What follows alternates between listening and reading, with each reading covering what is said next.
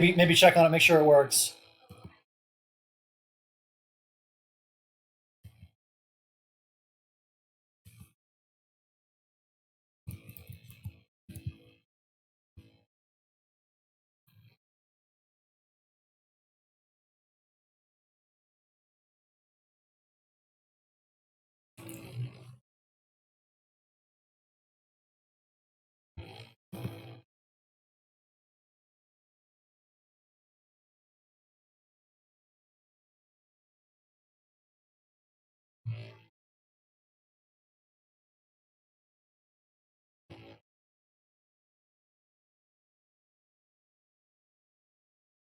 Good.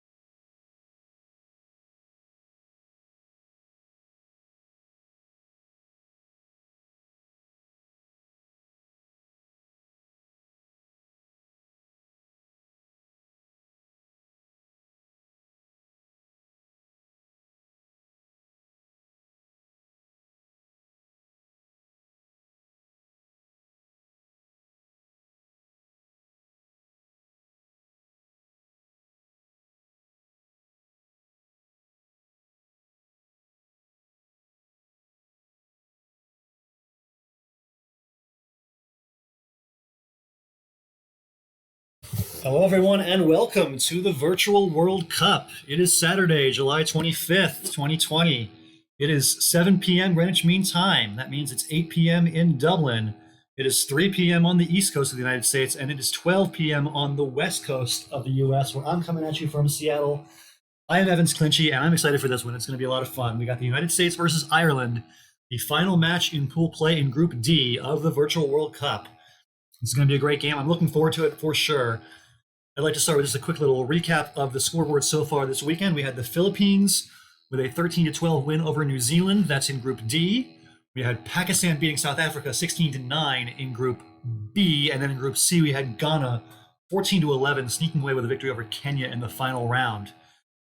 So just a quick look at what those scores mean for the standings. Again, this is the final round of pool play in the World Cup, meaning that after this weekend, we're going to freeze the standings and only the top two teams advance from each group. So currently in Group A, nothing has happened yet this weekend. Both matches are tomorrow. India is going to play Thailand. Malaysia plays UK. The winners go on, losers go home. It's that simple. In Group B, Pakistan clinched first place, with a win over South Africa earlier today, and South Africa finished in last place at 0-3. Nigeria will play Australia. They're both 1-1. The winner advances. In Group C, we had a match earlier between Kenya and Ghana. Kenya got the win in that one, which means both teams are guaranteed to finish 1-2, and that means that Canada and Singapore will finish first and second. They play each other later head-to-head, and the winner gets first place, loser gets second. Finally, in Group D, the one we're going to be broadcasting today, the Philippines, with back-to-back wins after losing in the first week to the U.S., they beat Ireland last week and then beat New Zealand this week. They are 2-1, and that means that for the Irish today, their backs are to the wall. They must win. The situation now is if the United States wins, it's plain and simple. The U.S. is 3-0, Philippines is 2-1, Ireland goes home. If Ireland wins, they're 2-1, and they can very easily pass the Philippines on spread. So for the U.S., they're pretty safe. Barring a crazy, 25-0 blowout, they're going to advance to the next round. For Ireland, though, this is a must-win match, and all the pressure is on the Irish players. So definitely a very, very important weekend for this team, Ireland, and we will see how they do. Let's take a quick look at the starting lineups for the two teams. The U.S. with a couple of alternates to their usual lineup. Conrad Massabichard and Jesse Day both can't make it today. In their place are two very strong experts, Pete Armstrong and Chris Leip. And then alongside them, the other three U.S. starters, as usual, are Austin Shin, Will Anderson, and Dave Wiegand. For the Irish, it's the same five we're used to seeing. All five guys have been showing up consistently. It's Paul Gallen, Kevin McMahon, Lukman Owolabi, Fergal Weatherhead, and Rick Kennedy. So two very strong teams. Anything can happen. And we can take a quick look now at the matchup coverage screen where you see all the games. If you're just joining us for this tournament, a Virtual World Cup match is 25 games in total. 5 players on each team, each playing 5 games, so 5 by 5 is 25. And here are your lineups. The first round is going to be Pete versus Rick, Chris versus Paul, Austin versus Kevin, Will versus Lukman, and Dave versus Fergal. So I'm just going to start off watching the match between Paul and Chris. So on the left side of your screen is Mitsurugi, that's Paul Gallen for Ireland, and on the right side is Spheriolitic, that's Chris Leip for the US. And it appears that Chris has drawn first blood, drawing Goldarns as an opening bingo, and he now leads 62-22. I'm getting messages on my phone from Pete Armstrong saying, wait, who am I playing? Pete, I'm not going to answer that. You should check your email, man. Come on. I think Pete will eventually figure it out, and he will figure out that he is playing, as we said, Rick Kennedy. But for now, I'm going to focus on this match. We got Chris versus Paul, and for Paul, a rack of ANOOPRV. What to do with this one? I see Vanpool as a way to score 22 and blow up the rack if you don't want to hold on to these awkward tiles. There's probably some other ways to use the V and the P and score pretty decently here. To everybody in the chat, thanks for joining, and if you see any interesting plays, you want to yell them out, we can go ahead and analyze those. Yeah, Vanpool looked good. Yeah, I think that Vanpool looks like the play. He had 2 different spots to score 22 with Vanpool, and he did indeed choose one of them. Back to Chris. It looks like he's going to bingo. He's got words like arsenate and serenata to play through the end. Probably got other stuff too, right? Steerage, I believe that's a word through the G. So plenty of options here for Chris. And assuming he finds one, he's going to have a nice little bingo plus lead over Paul here early in the game. He got down the first bingo with Goldarns. He's poised to get the second one as well. Oh, aerates and coltans. Yes, that is also a valid bingo. My bad. My excuse in previous weeks has been it's still early here. I'm just waking up. But with the schedule this week, I don't have that excuse. It is 12 noon. I should be seeing things like aerates. Yeah, so aerates for 70, obviously a strong play for Chris. And he does indeed choose aerates. So now he's going to be ahead by what, 88 points, 132 to 44. But it's Paul on turn with the first blank on his rack. Definitely some ways for Paul to use that. Not to bingo right away, I don't think, but score pretty decently, I'm sure. It is tough without any vowels. Ooh, Bluefelly points out in the chat that Zlotich was blocked. That is an insane bingo that, yeah, indeed could have happened. Actually, would have been a bingo, right? Just through the O as a non-bingo, still for a lot of points. So yeah, not an easy situation here, not having any vowels. You could burn the blank and play Zesty. I don't think it's quite worth it for 52, but I'd have to consider what the alternative is. What else does he have? Yeah, I'm seeing some chance of give us the bot in the chat. I don't have any access to the bots. Will normally would, but he's busy playing. We could maybe bother Will to give us bots in between games. Maybe he can have a little break after round one. We can bug him about that. Also, Jeremy Koo is one of our go-to guys for Twitch bots, but he's probably sleeping because it's 3 a.m. in Singapore. Jeremy has a crucial match tomorrow morning, his time, when Singapore plays Canada in about 6 hours. So I would assume that Jeremy is sleeping. All right, so Seatle for 26 is a good way to score pretty decently, keep the Z and the blank, and have big things in store for next turn for Paul. So it's back to Chris, up by 62. Another one of these fairly vowel-heavy racks. Only unlike last time, it doesn't bingo.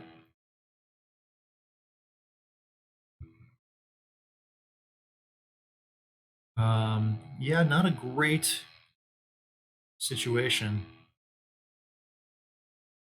Oh yeah, WTF in the chat pointing out that Cly, CLY, would have given a nice overlap of Yes. If you play CLY here in line I, you open up a Z spot underneath it. Yeah, that would have been creative, but I think that probably from Paul's perspective, he's thinking more, how can I bingo faster? It's not great to hold on to those very specific scoring spots you've set up when you really want to use your blank and bingo on the next turn if you can. Seatle scores nicely, 26. And you're not waiting around for a bingo. You can get moving faster toward that 50-point bonus. Drop everything with Biennia. Yeah, that seems pretty reasonable. Biennia here scores 13. If you're Chris, you'd like to block up the board for bingos, and Biennia does that pretty nicely. Killing lanes, from the C and the O and the L, also killing lanes into the S. You're making it a lot harder for Paul, who we in fact know has a blank and a pretty strong bingo lead with RZ blank. You're making it harder for him to bingo. So Biennia is pretty interesting, both for the rack balancing and just the defense of it. Yeah, only one L unseen, says Bluefelly in the chat. Yeah, that's true. So yeah, the hook for Biennial is not that likely to come up at least anytime soon. And for Chris, if you could just continue to control the board here, you're up by 62. If you block everything with Biennia, you're leaving Paul with not much. Bingos through the V are hard. Bingos through the L here in line M are a little bit easier, but they score nothing. It's pretty likely after Biennia that the board's going to favor you. And okay, so Chris goes a little bit more offensive and he chooses Bane in for 22. I think that keeps a lead of AE, is that right? I think AE. And the Z and the U on Paul's rack are not exactly synergistic, but you could probably play through this with something decent. I don't believe that teaserists is a word, but He's welcome to try that if he wants. Needs an E or an O for tutorize. Not going to get that down.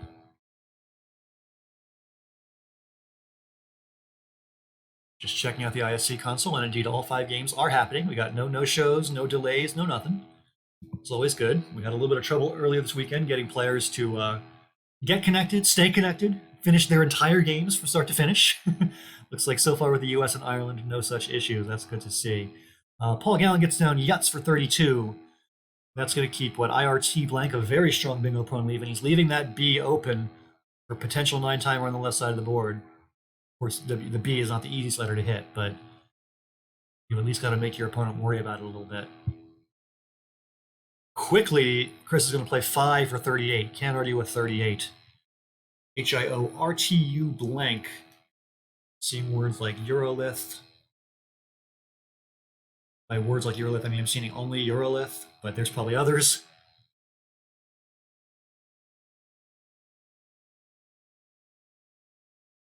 No triple triples through the B. The only anagram for that plus a B is Bothrium. I'm seeing Kuthier suggested in chat. That would be a totally solid play. Kuthier from the C scores pretty nicely, 76. With an S, you have things like Humorist is a reasonable play here. Scores a little bit less. Potentially is a little bit better defensively. Could make a case for either one of those. I think if you're Paul, you're still down by 90. Even after a bingo, you're behind. You might want to keep the board open. And if that's the way you're thinking, then Kuthier is totally decent here.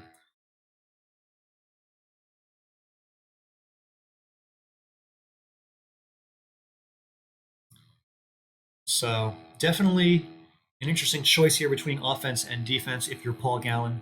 Again, down by 90 points, you might want to play for a little bit more offense than you would otherwise.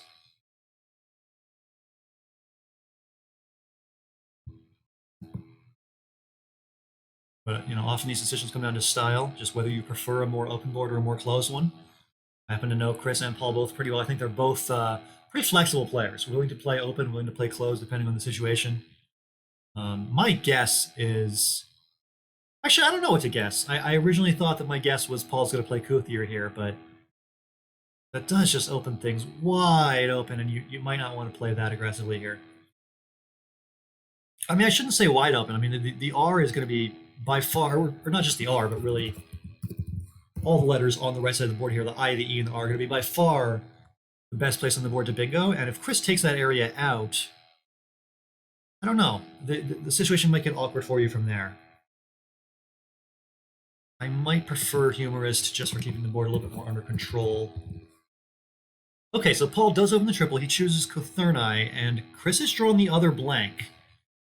I don't think he's going to have a triple-triple through the B or the I, but he's got pretty strong plays. Like semi-def, I see right away as an option. That's going to be 74.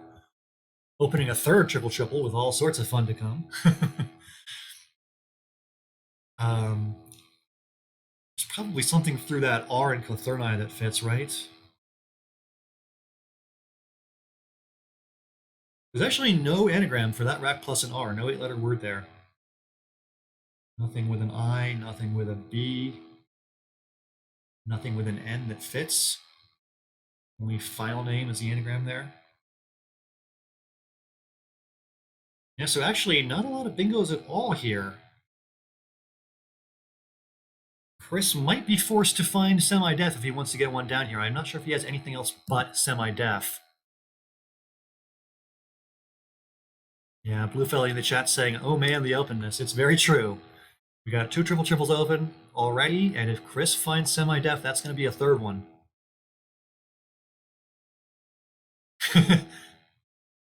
When your opponent opens a triple and you can't use it, you open another. Maybe that's the rule if there's 1 triple on the board, but what if there's 2 already? That's the question. Opening a third, that gets into some really advanced tactics. So again, for Chris, he's taking his time here. Not sure if he sees semi-def and is looking for a better play, or if he hasn't found any bingo at all yet. Or maybe there's some crazy 9 that he's spotting and I'm not. I don't think he has any other bingos, but I could be missing something.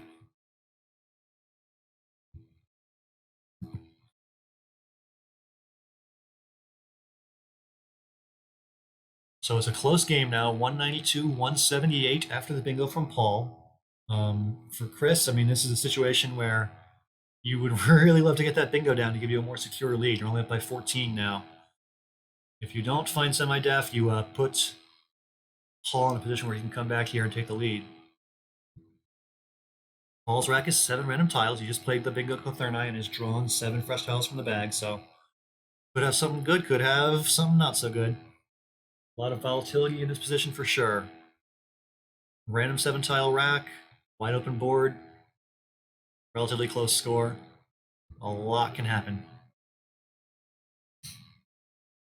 If you're just joining us, we've got 2 alternates playing for the US today. Chris Lipe subbing in for Jesse Day and Peter Armstrong subbing in for Conrad Bashar, the top 2 US players, both missing in action, but lucky for the US, they've got a lot of depth, a lot of other players they can fall back on. Peter and Chris, both players with multiple top 10 finishes at Worlds. It's pretty nice to have that kind of great players in reserve as your backups. I was noticing that Chris almost never plays on ISC. He has an all-time record of 22 and 12, 34 total games on ISC ever. Compared to like somebody like Austin who's got thousands. But yeah, I'm happy to have Chris with us for this match. Absolutely a worthy player on the US team, and definitely putting the US in position to do well in this match, even without 2 of their starters. For the US, this is not a must-win game. They are extremely likely to make the playoffs, even if they lose. So it's an awkward position where it's a must-win for Ireland, but not so much for the US. All the pressure right now is on those 5 Irish players, Paul, Kevin, Lukeman, Fergal, and Rick. Oh, there is a bingo through the R. Ramified is a word. Wait, no, it's not. That's not how you spell that.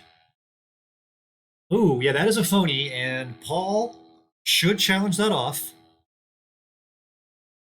Yeah, ramified is only RAMIFIED, and yes, Paul indeed challenges it off, and he's got an interesting rack to play with now, the J and the X. So the question now for Paul is, do you look for Chris's bingo, find semi-def, and block it, or do you just go about your own business and just play something like Jinx for the points? Interesting position now. It's always an awkward position after your opponent plays a phony because you don't know what other options they saw. Like, did Chris play Ramified out of desperation because it's the only bingo he saw? In which case, he doesn't see semi-def, or does he have semi-def ready to go, wind up on his rack for next turn? You can't know that as the opponent here. Scrabble27 in the chat points out, Jaxie? Yeah, if you want to just go for straight equity and ignore your opponent's threat, Jaxie is very strong. 57 points, takes out the triple. It's probably hard to argue with that. I mean, any play that's going to block semi-def is just so much worse than that in terms of equity.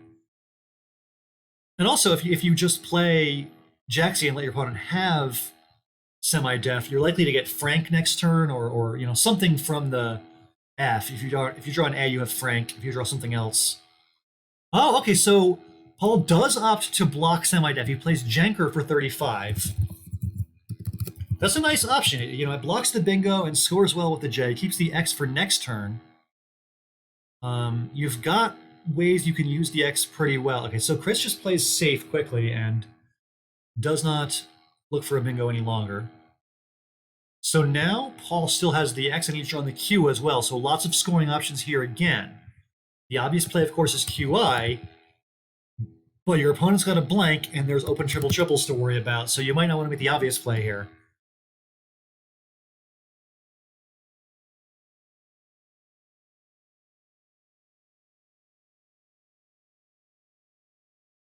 I see Joe in the chat asking if Jakier is good. Jakier is not good in Collins, so that was not a choice.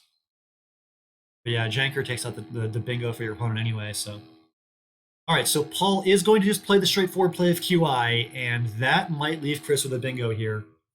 I see mitigate. There's your triple right there. Oh, gambited, even better, through the B. Tripling for extra points. Triple is 158, and Chris is going to take a big lead now. 379, 259. That was just a brutal spot for Paul to be in.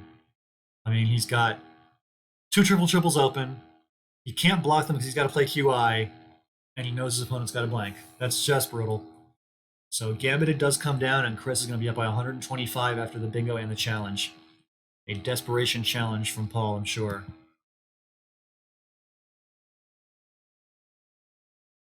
So now it's back to Paul, who is in a tough spot. He's got to basically score a ton with the X and then hope to hit a big bingo after that. Chris is a very, very safe player, doesn't take any chances with open triple triples and stuff like that. He's probably going to block the triple triple next turn no matter what Paul does. Really, any play at all, pieing would be a great option. 36 points and block the triple. But really, any play at all in that spot, just to play it safe and make sure your opponent can't, get a 140 pointer coming back at you. He's going to be fine. It's a little bit of an awkward pool of unseen tiles. Actually, it's not too bad. I was looking at the number of consonants and vowels unseen is fairly balanced. I believe it's 12 vowels to 14 consonants. Not bad. So Winnie from Chris scores 36, takes out the triple. That seems pretty standard. Yeah, wiping, that would have been fine too. And really anything that scores well in that spot. So it looks like it's going to be a win for Chris over Paul. We can go ahead and mosey along, see what else is going on. It looks like all 5 games are still in progress. Let's take a look at another top Irish player, Paul Gallen. Oh, no, sorry, Kevin McMahon, who is playing Austin Shin. And it looks like Austin's going to have a pretty comfortable lead here, up by about 160 late in the game against Kevin. So that's going to be another U.S. win, most likely. Let's take a look at Will Anderson. So on the right side of your screen is Wonder 15, Will Anderson. On the left side is MGI. That would be Lukman Olabi for the Irish. Looks like Lukman with a lead here. And he plays Benj for 44. And no go on Rowline or Alarion. Yeah, it looks like no bingo is going to play for Will. So a tough spot for Will to be in. Looks like Lukman's going to have the win in that one, most likely. And then checking in on Sawari is Fergal Weatherhead, and he's playing Dr. Bing, Dave Wiegand. Looks like a likely win for Fergal in this one as he leads by about a bingo late in the game. Dr. Bing, 5 tiles in the bag. Looking for something he can do with that awkward rack, W, a lot of vowels. Maybe if you're Dave here, you look for a way to play off the W, maybe WOE, and try to keep your options open for a lucky draw and a bingo out, but not going to be easy.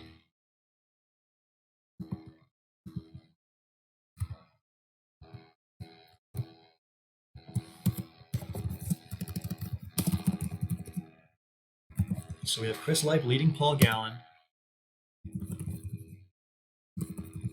Austin as the early leading his one.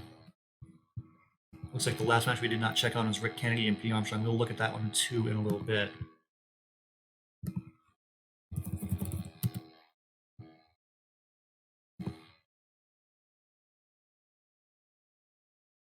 So Dr. Bing here running low on time, about 50 seconds. Needs to play off something pretty quickly. Not easy to do. Be great if you could somehow. Oh, he plays meow. There you go. So that gets rid of the W and a couple of vowels and opens the board a little bit. Well, it doesn't really open. There's no S's left for like a meows word. Ooh, is there a bingo? Can you spell ciabatta with an E? Yes, you can. Ciabatta here is 63. And that looks like the play for Fergal if he sees it. It's going to be lights out for Dave. He does find it, and that's going to be a very nice win for Fergal Weatherhead in round 1 against Dave Wiegand. Let's mosey along, take a look at the final game still to be played in round number 1, and it is a close one. On the left side of your screen, Choco PB is Peter Armstrong for the US. On the right side is Aphasiac, Rick Kennedy for Ireland.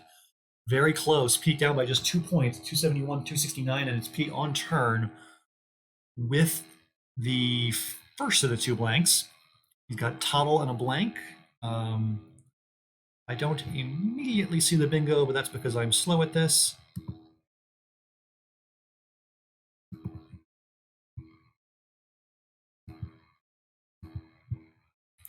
So just checking out the results so far. Looks like Austin has officially beaten Kevin. That is the first one that is gone final. But I think we are likely to see, based on the results so far, a 2-2 even match right now between the US and Ireland, with this game between Pete and Rick to decide which team goes up 3-2. As a broadcaster, I try to stay impartial, and all I root for is a close match with a dramatic ending. And really, the best outcome I can ask for each match is each round is a 2-2 tie and a close fifth game. Gotta love that.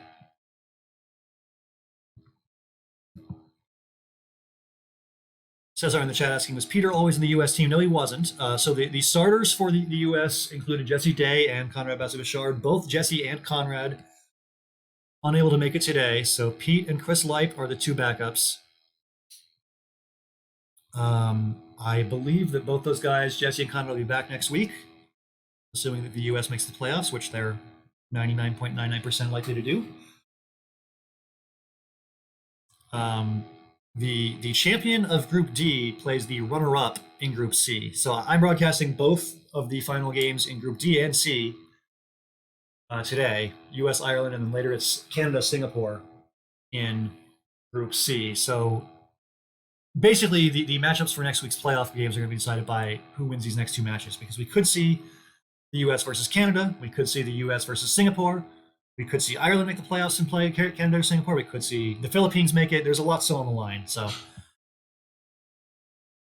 Matthew, yes, Canada and Singapore have both clinched the playoffs. Because Ghana beat Kenya earlier, that means Kenya cannot get to 2-1. And that means that basically it's locked up. Singapore has the tiebreakers that even if they lose, they'll be ahead of the other 1 and 2 teams. And so really all that's left to decide in Group C is between Canada and Singapore, which one's the 1 seed and which one's the 2.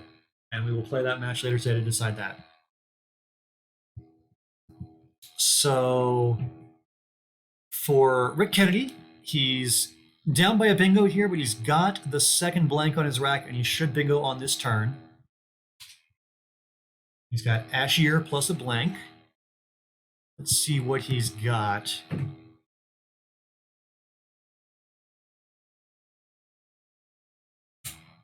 I'm being asked to Mosey, and I don't know what Mosey means in this context. I certainly won't leave this game because it's the closest one in the round. But I'm happy to do some other form of moseying if I could get clarification on what that means. Cedric in the chat says handsier is a word that he can play here. Yes, handsier through this D looks very strong. It'll be nice to not open the triple quite so easily for your opponent, but I'm not sure how to avoid it. I guess something through the O, like aphorize might be reasonable.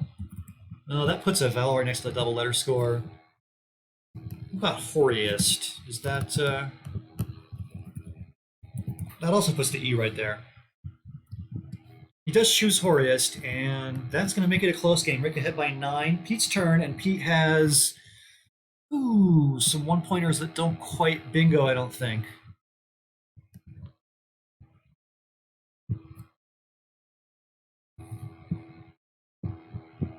Oh yeah, radishes, that might have worked better. No, radishes also puts the E right next to the triple. There's just no perfect bingo. I'm not sure what to do in that spot if you are Rick. So horiest comes down. Yeah, Scholier, that would be but A-L-I-E. The E just goes there every time. You can't find a bingo that doesn't put the E there. That's tough. You know, in a game like this with 4 tiles in the bag, you would love to not give back a giant spot. Like your opponent could have Prez, P-R-E-Z in that spot. As it turns out, Pete drew none of those tiles, and it in fact could be Rick that has Prez now. But Rick cannot have known that from his perspective at the time.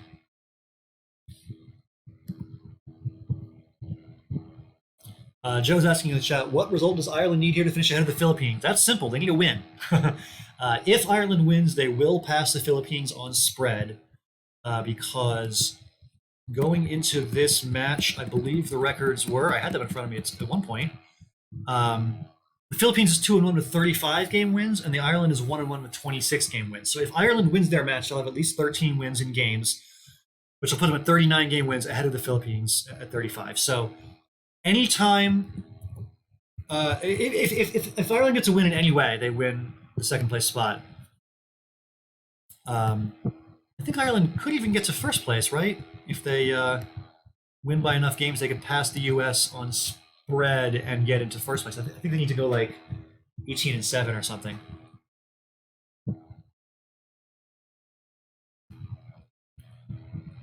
Ooh, so a rough draw for Rick after the bingo. He draws all 7 consonants.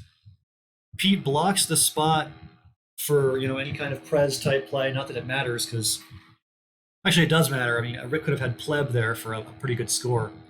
Instead, he's got no great spot to use these consonants, and likely he's going to see Pete draw the Z and score well. Looks like we got some games that have gone final here. Chris Lipe did get a win against Paul Gallen. So that's 2 wins for the U.S. Will Anderson lost to Lukman.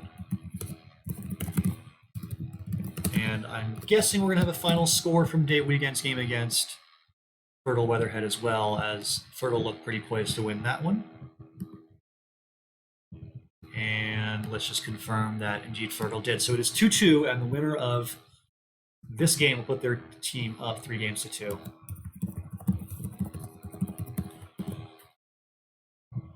I will go ahead and update the scoreboard to reflect that, if I could just find it. There it is. US 2, Ireland 2. Off to a nice start. Both teams doing well.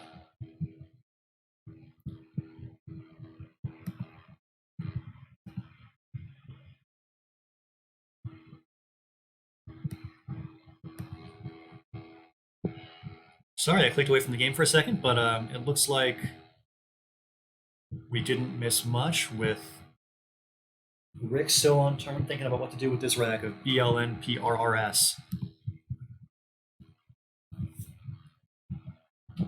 Now, there was no disconnect. I think just I tried to click away to Day Weekend's game, and it didn't exist, and I ended up unobserving the game I was observing. That is my bad. We are back now.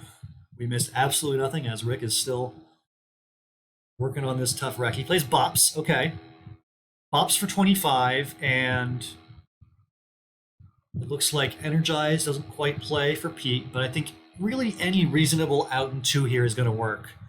If you can just score okay with the Z, put yourself in position to go out next turn. I see a hot spot here for sure. He's would score 46 and keep RIN. You got a place to play Grin, here. You're going out guaranteed, you're scoring 46. Ezine is also fine, yeah, 35, and you're keeping ER. It looks like Pete is going to get this win. And as soon as that happens, we will jump over to the scoreboard and give you the update on the match.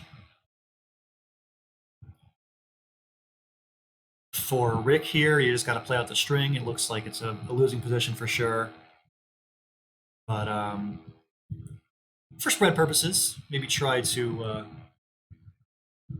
do the best you can here. What can you do? Boy, yeah, there's not much. It's not pretty. Do Lure for just 11 points. That can't be best. That just can't be.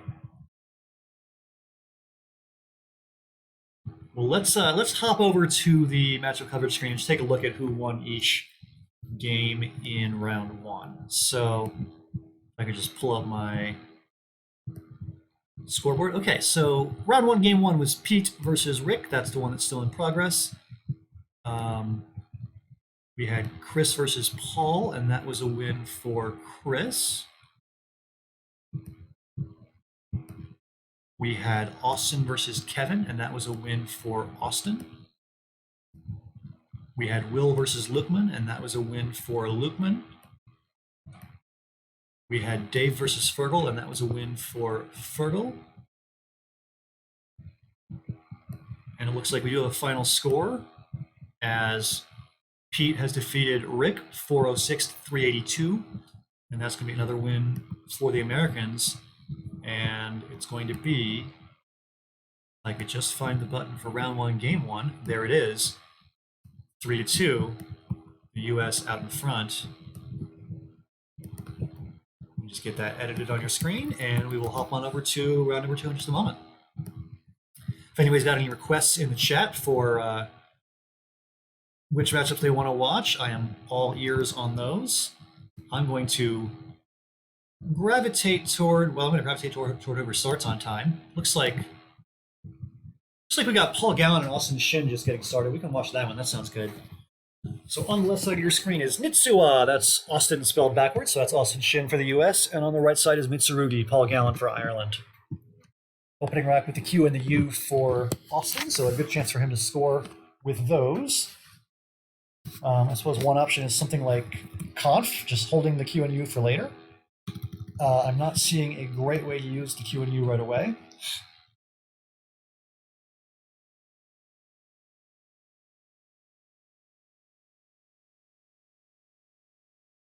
Benji in the chat debating whether Rick is his given name. It is not. It is Richard. I've gotten a couple of emails this tournament from one Richard Kennedy and was momentarily very confused until I realized that Rick is short for Richard.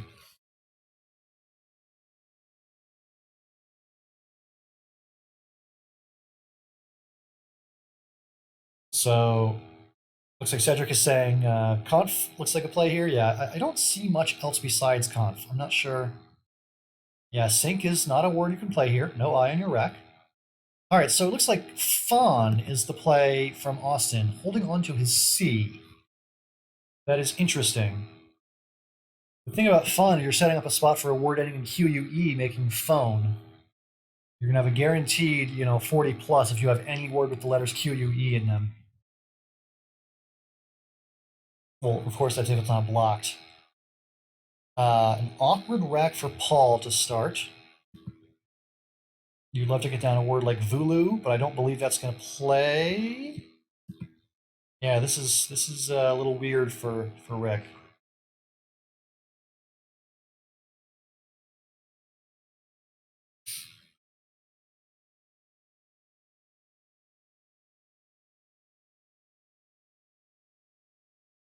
So if you're just joining us, it is the U.S. 3-2 with the early lead over Ireland, and it is a must-win match for Ireland. If Ireland does not win today, they're going to fall to 1-2, and the Philippines will overtake them for the second playoff spot in Group D. Ireland must win to survive. Taking a quick look at ISC, and it looks like almost all of the games have gotten underway in round two. We're still waiting on Chris and Pete to begin their games against Rick and Fergal. So yeah, 3 of the 5 have begun. Austin gets down the queue for 47 with Queen. And now it's back to Paul, who's got the Z. A little bit of a tough rack to go with it, though. Not sure what his best Z play is.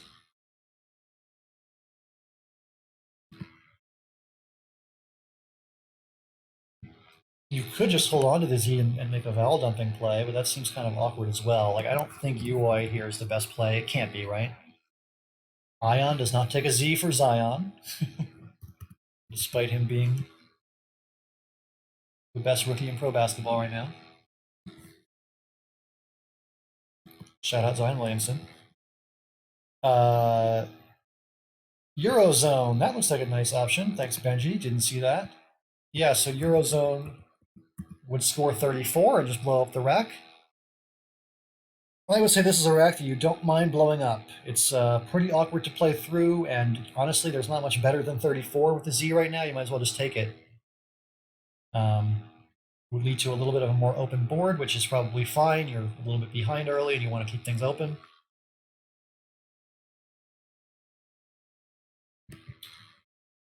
Yeah, Eurozone seems pretty promising here.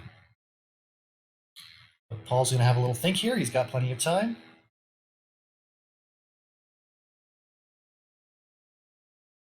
I would love a Scubble bubble. Probably not anywhere in the U.S. If we could have a Scubble bubble in like New Zealand or someplace with like no COVID cases, I would be all for it. But let's keep out of Florida if we can. It is not a good place to be right now.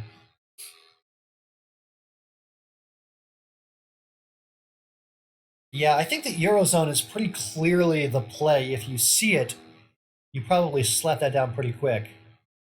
Maybe he doesn't see it, or maybe he's just looking for something better here. I'm not sure. I'm not sure what would constitute an improvement over Eurozone. There's just pretty clearly not going to be a great Z spot on this board. You know, there's this ZE spot. Unfortunately, Oz is not good. We just talked about New Zealand, and it is a place, but not a word, sadly. So yeah, you can't use that hotspot for the Z. There just isn't much on this board. Just blow it up seems pretty reasonable.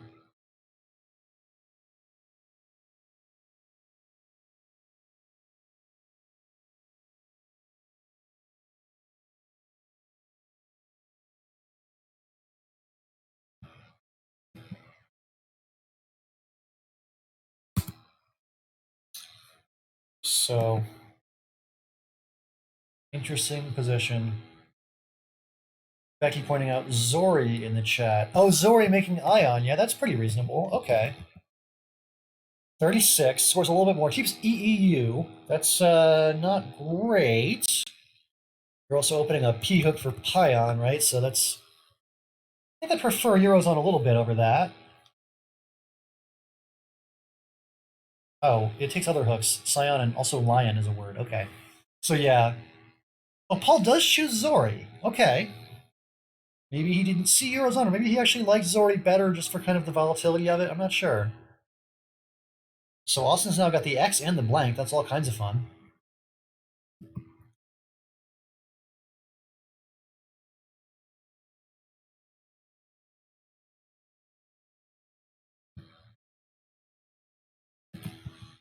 Checking on the other matches, it looks like all 5 have begun now. So we've got Chris playing Rick, Pete playing Fergal, Austin playing Paul, the one we're watching right now, and then Will Kevin and Dave Lukeman. 3-2 US so far on the strength of wins by Pete, Chris, and Austin in round 1.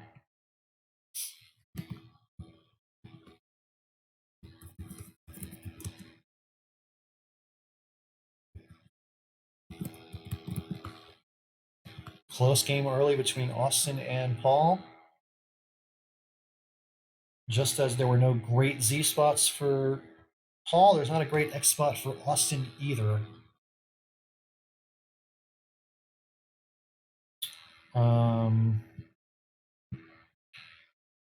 Yeah, you probably don't want to burn your blank. Not that I even see a way to do that very well anyway. Yeah, this is tough.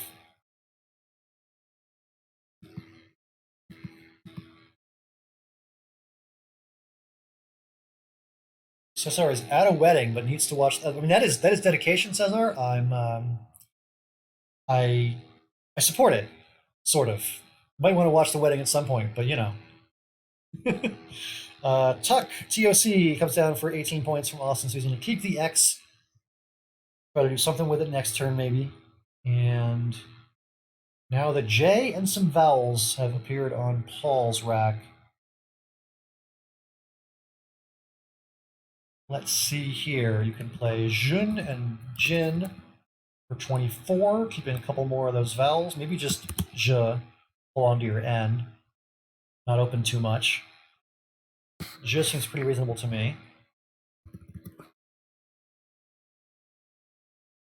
Um, yeah, what else? There's not anything else that seems too enticing.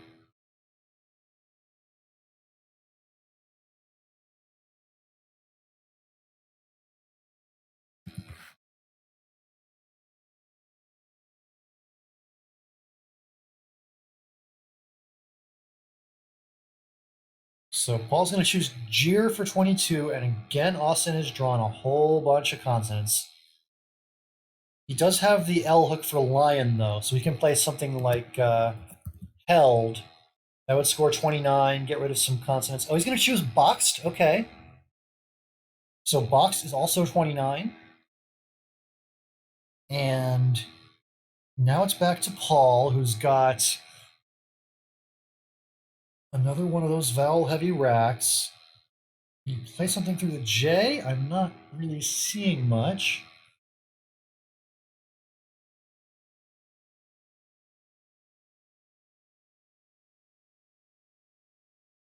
Aadyeinu. He's got none of the hooks for ion. He doesn't have any hook for TOC either. That only takes K, O, and S. Tok, Tox, and Toko.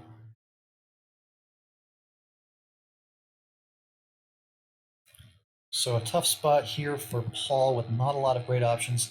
Yeah, Quay, that might be the best play, just to kind of balance the rack. Keep ADEN. It's a hard board for bingoing for both players, both because of the board and because of their awkward racks they've been drawing. I think this is the kind of situation where you just want to maximize score and just try to outrun your opponent as long as you can. So if you could score more than 13 somehow, I'd be open to that. But again, tough situation for that. AADEINU. Oh, Naju, yeah, that word I can't pronounce. Naduja. That's a way to score more through the J. That's better. Okay. We might finally see a bingo now, as Austin has drawn things like Holster and Chortle. He's going to have something.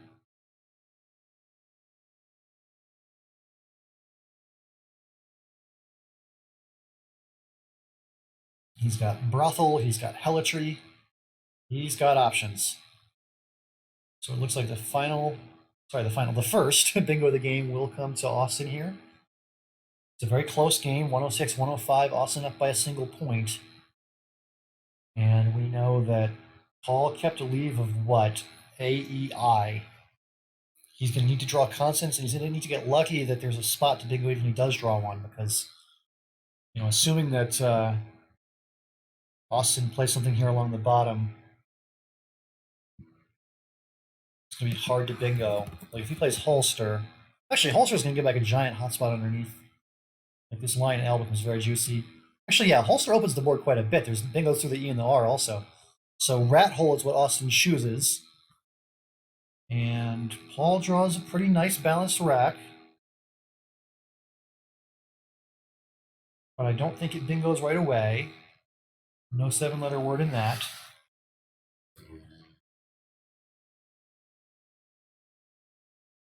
So the challenge now is to fish for a bingo. Try to fish in a way that still scores pretty well.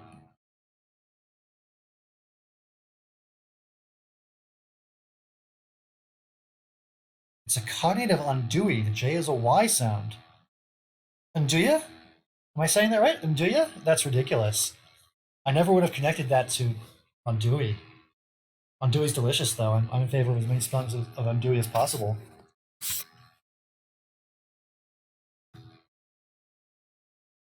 And of course, if you take Andui and add an S, you get a great 10-letter anagram. I'll leave you guys to solve that puzzle in the chat.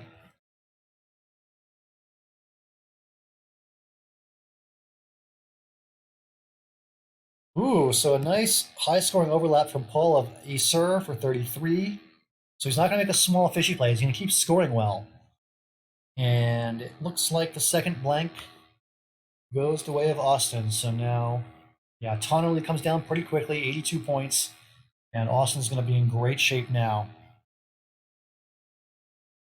Obviously, Paul can still score well. Wink is 48.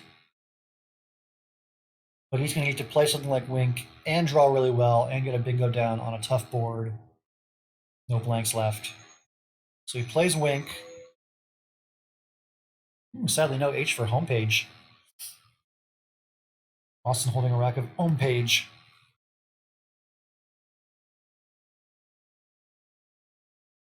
Yeah, Austin played both of his bingos, Rat Hole and Tunnelly, to avoid any floating letters for eights, and that did work. There has been no chance of Paul bingoing through either of those plays.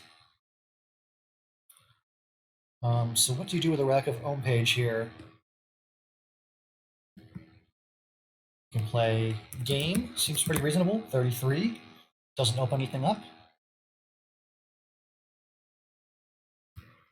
These positions are fairly straightforward for a player like Austin. You just want to use your scoring tiles to keep scoring and not open the board for your opponent. If you just keep making plays like game, it's pretty hard to lose from this position. Yeah, D from Megapode, that's right, that's the other bingo in that rack. I'm guessing it's just the two, I haven't checked, but I doubt that there's many more.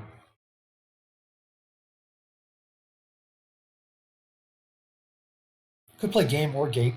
They are pretty equal equity-wise. Not sure whether the M or the P is better here. He chooses game. And another non-bingo rack for Austin. I'm happy to skip along to the next game if you guys like. We can keep watching Austin and Paul if you want, or we can move along if you guys prefer that. I will let the chat decide, but looks like Austin is, for now, in a pretty strong position to beat Paul here. Another game. Okay, let's take a look at Dr. Bing. Haven't gotten to watch him too much yet. Dr. Bing, Dave Wiegand has over a 100-point lead against MGI. That is Lukman Owolabi for the Ireland team. It is Lukman on turn. He's got a bingo and then some. Looks like even if he does bingo, it's going to be Dave's win most likely. Erudites. Oh, and Dave's going to draw Deving and just win the game instantly. I think Deving's a word, isn't it? Yeah, Deving.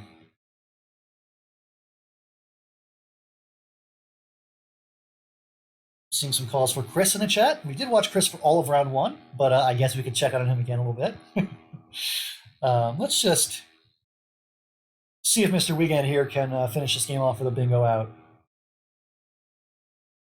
It's surprising that he's taking this long. Is there anything I'm missing, or is Deving the obvious play here?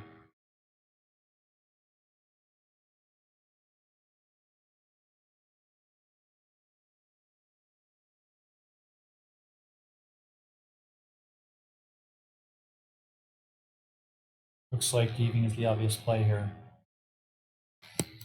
In Clabbers, he would have inveigled with the IL, but this is not Clabbers, this is regular Scrabble, so if it isn't good, he loses. That is a good point, isn't it? If Deving comes off the board, basically any strong outplay with OT. So Dave plays it safe and plays Endive, doesn't want to chant that the Deving isn't good. Worth noting that spread doesn't really matter in this format. All you need to do is win the match to lock up first place in your group. So settling for any valid play that wins is totally reasonable for Dave. It looks like Dave will get the win, so let's hop on along.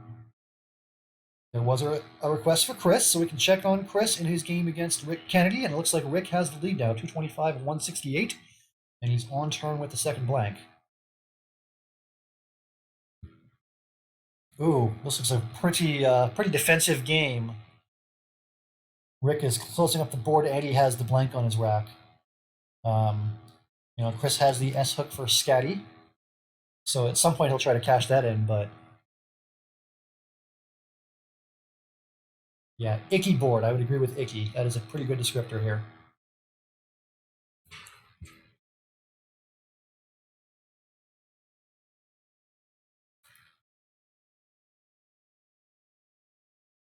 So it looks like, just to make it officially official, yes, Dave has won his game against Lookman. I will go ahead and update the scoreboard with that one since it has gone final.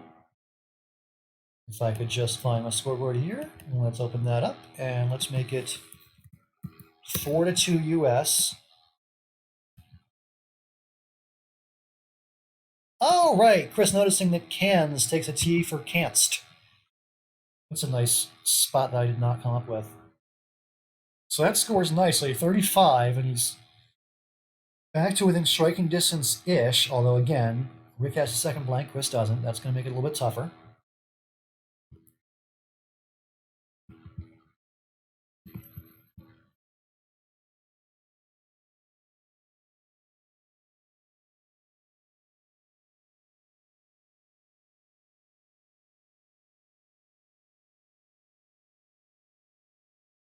You know, if Rick were losing here, he would probably try to make a play making iron and open up the triple, but since he's winning, he doesn't need to make that kind of move. He can just keep the board closed. So Rick plays the anagram of his first name. He plays KIR. Nice play by Mr. RIK. The notorious RIK, if I must say so. Unmined is a word, but does it play on this board? That's a little tougher to say.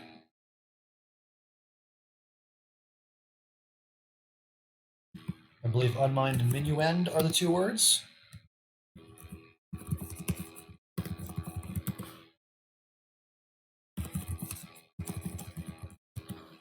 But on this board, you got to, I don't know. You can play Din, just score 26 and hope for something to happen next turn, but it's a tough spot for Chris because the board's not going to open itself. You got to take matters into your own hands. If you want to have a spot to bingo at any point, you've got to create it for yourself. Rick is not going to create it for you. There is still an unseen S. You could try to just keep on fishing and then eventually draw the S for Scatty and bingo here at 7B. Yeah, so Chris does choose Din, which looks totally reasonable here. And it looks like Rick has Bustard is a word, but there's no spot for Bustard, I don't believe. There's really not much of any place to bingo except for hooking the S onto Caddy. We happen to know that Rick has the blank, but the S is unseen. Chris could draw it, or Rick could even. And I think a lot of this game is going to hinge on who gets to that Scatty hook first. Rick playing Drub, that's going to be risky. You're going to open the right side of the board now and give Chris a chance to come back without the S. Well, I mean, you need an S to use that side of the board too, except for the H also goes next to ED. Actually, does he have any words that use the H? Not that great. Yeah, aggressive. I would agree. That's pretty aggressive indeed. Drub is going to really put a lot of pressure on both players to find S-hooking words. Oh yeah, Mena. That's a word. Good job. Okay. So Mena for 37. That's going to put Chris pretty close to tying this game. What'll put him within 16 points of the lead. So this game's getting a little bit closer.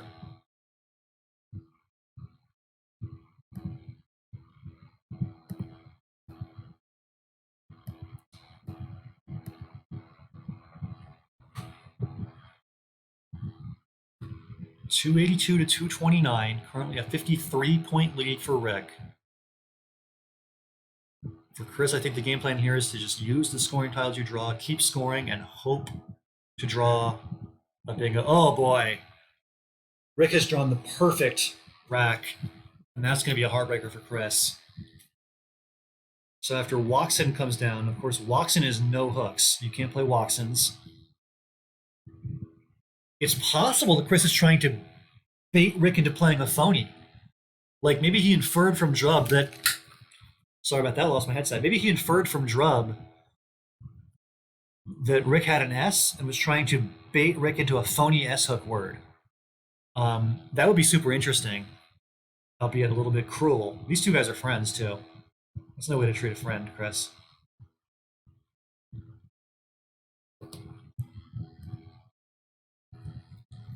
Yeah, I think I would have played mana, keeping FU. Um, but, Chris's choice of Watson does score pretty well, 32 points. Um, at this point, Rick just needs to not phony, make a play that makes scatty. Um, something like creates would be totally fine here. It's hard to overlap that C and score to the triple, so that's a bonus.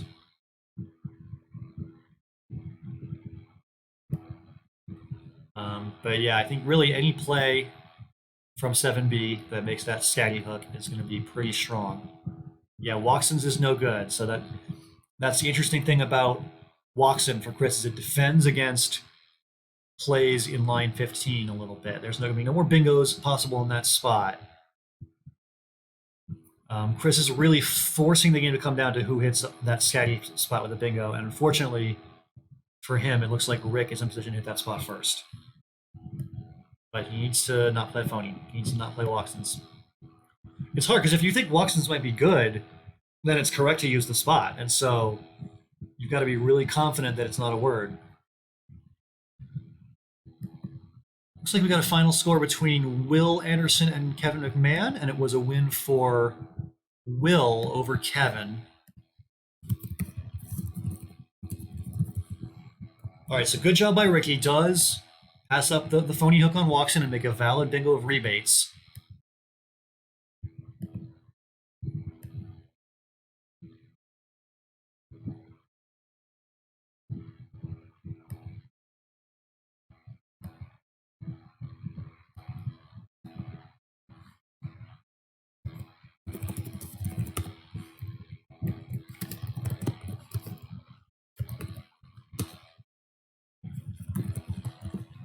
So with Dave beating Lukman and Will beating Kevin, I should update the score. It's actually 5-2, including both of those final scores.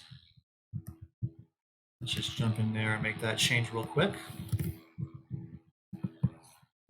So Ireland is in rough shape so far, but Rick is looking poised to win this one. Jalab is going to put him ahead by more than a bingo. Let's check back in on Austin, see if he's still winning his game. He is. It looks like he can finish this thing off with any reasonable play here.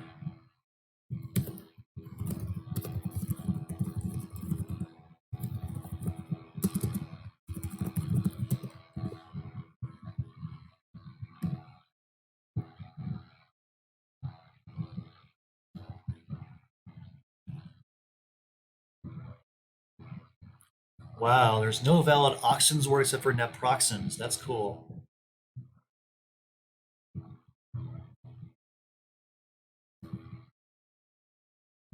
So, barring some kind of crazy phonying situation, it looks like Austin will pull this one out. I'm going to go ahead and move along to the final game we didn't yet check on in this round, and that is Peter Armstrong and Fergal Weatherhead. And it looks like Pete is in great shape in that one, up by about 120. So kind of a dud of a round two. Not a lot of close games, and it looks like it's pretty likely to be the U.S. 4-1 with Chris Light the only American not winning in round two. Assuming that there's no crazy comeback wins for anybody, be it Chris, be it Fergal here against Pete. It's probably going to be a 4-1 decision for the Americans in round two. So if that holds, it'll be 7-3 and a very good spot for the Americans to be in so far in this match, but a lot of Scrabble still to be played, that's for sure. Ireland's had a pretty good run so far in this tournament. Paul Gallen and Kevin McMahon, two very strong players. I believe those two guys combined to go 9-1 against New Zealand in the first weekend. Kevin has continued to have a very strong tournament. I think he's maybe 9-1 overall. So, definitely a very strong Ireland team. Would not count them out until it's all over. But as Cesar notes in the chat, you just can't step to America. Yeah, this U.S. team has been very, very strong. One of the strongest teams in the whole event so far, along with Pakistan, Canada, Singapore, a couple of others.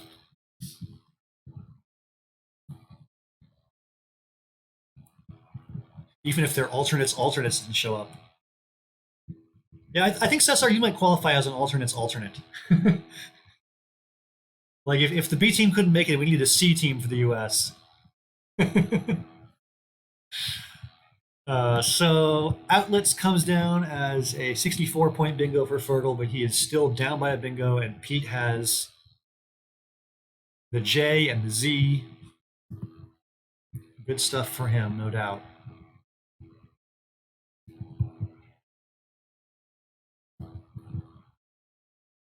You have a final. Austin has officially beaten Paul. And as for Rick Kennedy and Chris Lipe, they are also final, and it was a win for Rick. So that's a split of one win for the US and one for Ireland. I can update the scoreboard now with those two. Instead of being 5-2, the score becomes 6-3. And Pete here with a chance to make it 7-3 if you can just finish this game off. She's in pretty good shape to do. 6 tiles in the bag. Impossible for Fergal to bingo twice. He's got to score a lot now, hope to bingo out, and even then it's going to be mighty tough. So let's hop over to the matchup coverage screen and take a quick look at each game. Pete versus Fergal is technically still happening, so I'll wait on that one. Chris versus Rick. It was round 2, game 2. That was a win for Rick and the Irish.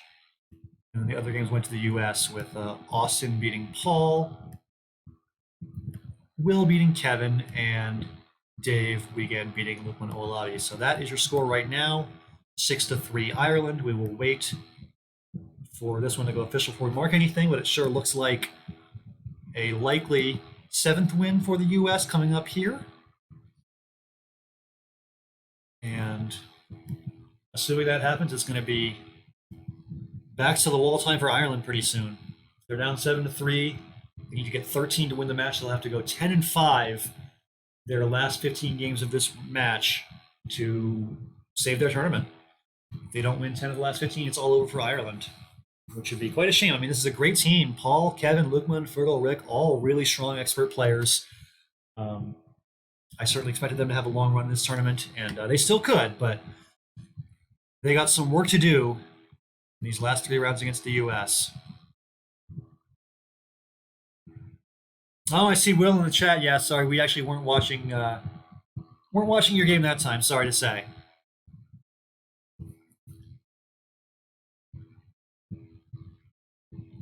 We should watch Will though. Maybe we'll watch Will next round. Look, I've given a lot of airtime to Peter and Chris, the 2 alternates, but got to give some time to the mainstays: Will, Dave, Austin. Oh wow, a bit of a nail biter from Will. 448, 445. Yeah, we are definitely due to watch Will a little bit. Yeah, we could do a quick examine on Will's team. We could do that. Let's take a look at his history. So he played Kevin, won by 3. So what do we have here? Will was down by 32 with the bag empty, and he won the game. Wow. He had the F and a whole lot of 1-pointers. Played Oaf for 37, keeping INOR. Kevin gets 27 for Downa. And then Intro goes out and wins by 3. That's really cool. So Will with a very close win over Kevin. Sorry we missed that one. Should have been watching that game for sure.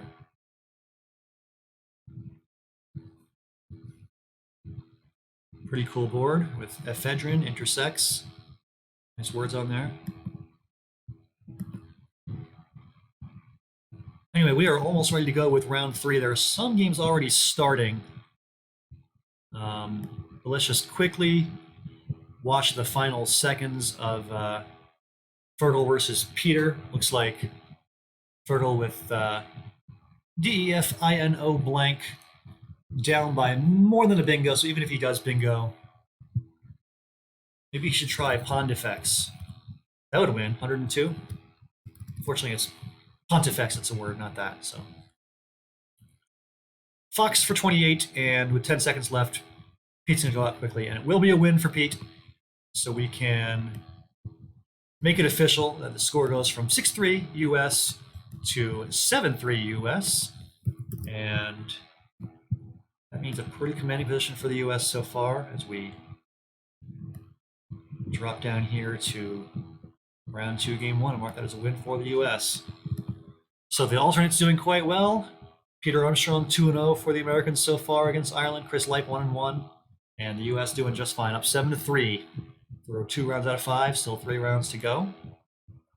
And I promised to show a little bit of Will, and it looks like Will's playing Paul Gallen, so it's going to be a whole lot of Paul Gallen in this match apparently, as Paul has just gotten underway in that one, and it looks like OU, the opening play, a 4-point move from Will to open.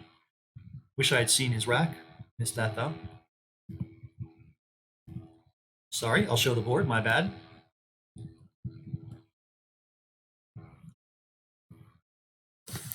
So the US 7, Ireland 3.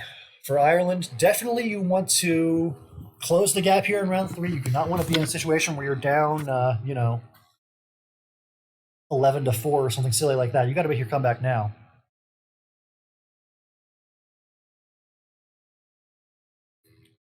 Is OU ever correct? Yeah, I think it is. I think that there's a lot of players in TWL that play pretty defensively with the, vowels on their opening racks and just exchange them rather than play them. I think in Collins, if you simulate these plays, they're often correct.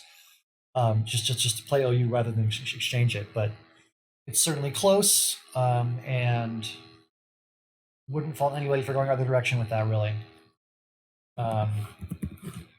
Something like Bod might be reasonable here for Paul Gallen. I don't know.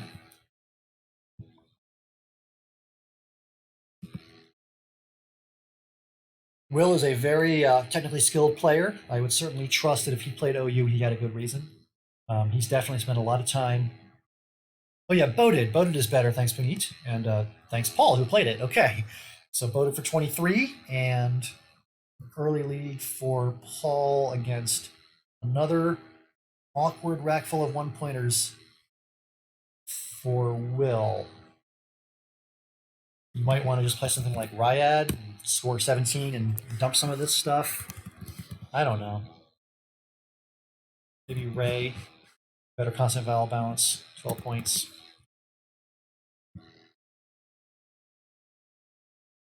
Air dried, not a word, but I like the creativity there. You need a. Oh, aboded is a word. Yes, okay. RAI there is much better. Thanks, Puneet, again.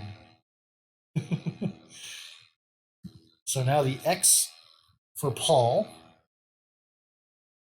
I don't believe there's a way to double the X in both directions. You'd have to have something with XO in it, which is not. I don't think you want to burn your blank for OXO, and that's only 35. Yeah, no way.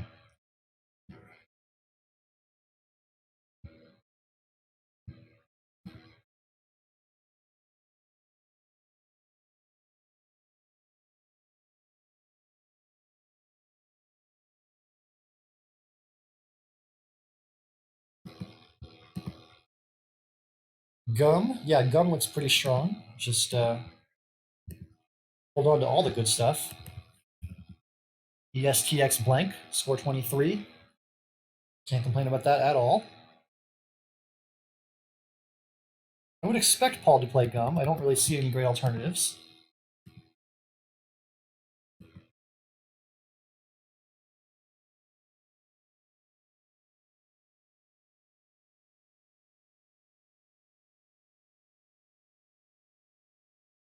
And indeed, he does play gum, and so now. Ooh, that's another awkward rack. He needs the O for perioded, but that is not usable on this board. Everything is blocked up, the O included.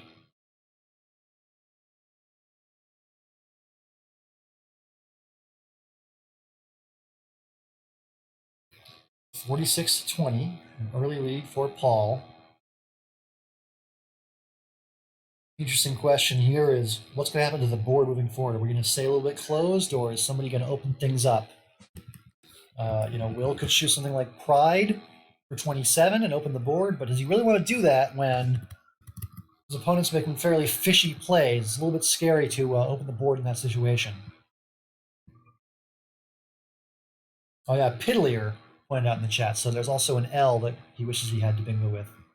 Yeah, so Will choosing Dip, which is a good way to score decently and not open up too much, but we happen to know that Extorts is going to come down.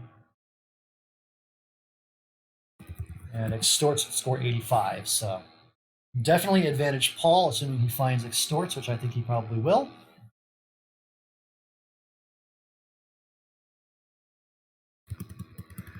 Is there anything but Extorts, or is that the clear best play? It's definitely the first thing I saw. Oh, it's per iodid, not periodid. That makes way more sense. I'm happy to have you here, David. You are going to be my pronunciation guide throughout this broadcast, it seems. First with Andui, and now with per iodid. Oh, so it takes an E for per iodide. Yeah, that does make sense. Look at you. So it looks like Extorts is the only bingo that plays here, unless I'm missing a crazy 9 or something. I see Aquatic Rat Packs in the chat saying, I hope Ireland wins. Yeah, I mean, if Ireland wins, they would stay alive in the playoffs, and it'd be a really nice playoff bracket with both the U.S. and Ireland, two very strong teams advancing. So that would be pretty cool. Extorts 12C. Did not see that one. 89 points. Very nice. Making rate. R-A-I-T. Problem with that is it allows Will to have the spot in line L, and he gets down Oreides real quick. But Jaw is the obvious response for Paul. 51 points and a good leave. So Paul's going to have a pretty strong lead, assuming he plays Jaw.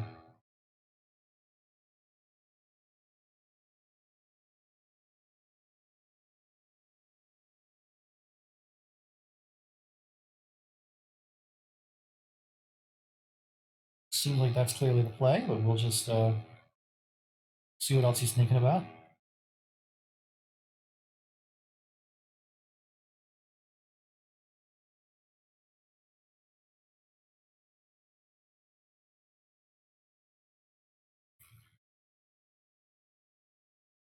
He does choose Jaw, so now it's a pretty solid lead for Paul, 186, 107. It looks like a non-bingo this time on Will's rack.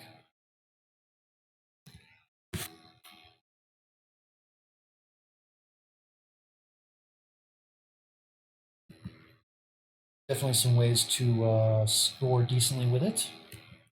Something like Van would be fine. I don't think there's a way to use multiple A's in that spot, but Van keeps AALY, which is not too horrendous.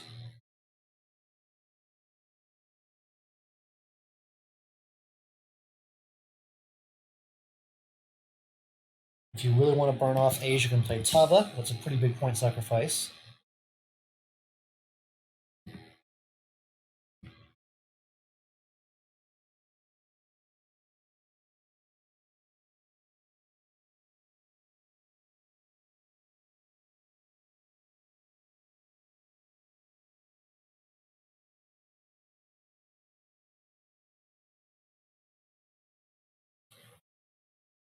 Anything else to consider besides Van or Tava? It's a little bit tough to use any kind of overlappy stuff in this area. I guess Navy would score 33. I kind of like Van just to hold on to the Y and score more points next turn. Yeah, he does choose Van.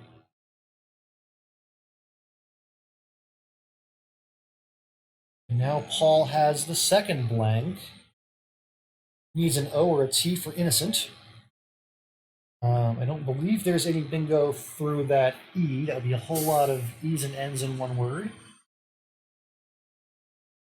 But I suppose I can cheat and look that up for sure. Yeah, nothing. The only valid 8s with those 6 letters are innocent and inconnu. So an O or a U. Can't play that one either.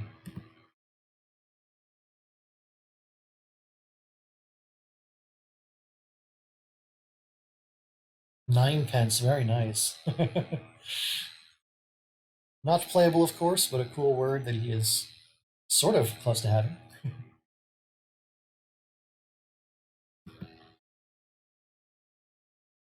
So if you're Paul, you can actually close the board down and force Will to open it back up. That would be pretty brutal. If you were to find a spot or a word in this spot that closes the board down, you could really put the pressure on Will to open the board back up. But no, Paul's just going to play aggressively. He's going to play 9, keeping CN blank and opening another spot to bingo. Probably vainly here. 40 points. Can't argue with 40 points, and he does play vainly pretty quickly, and now it's back to Paul. I don't think he's going to bingo with Encore plus a blank through the Y, but he could definitely bingo somewhere else. Yeah, through a Y, there's ceremony, conveyor, and reconvey. None of those fit with the Y second. But definitely there's bingos at the top half of the board. Something like Congree would be fine.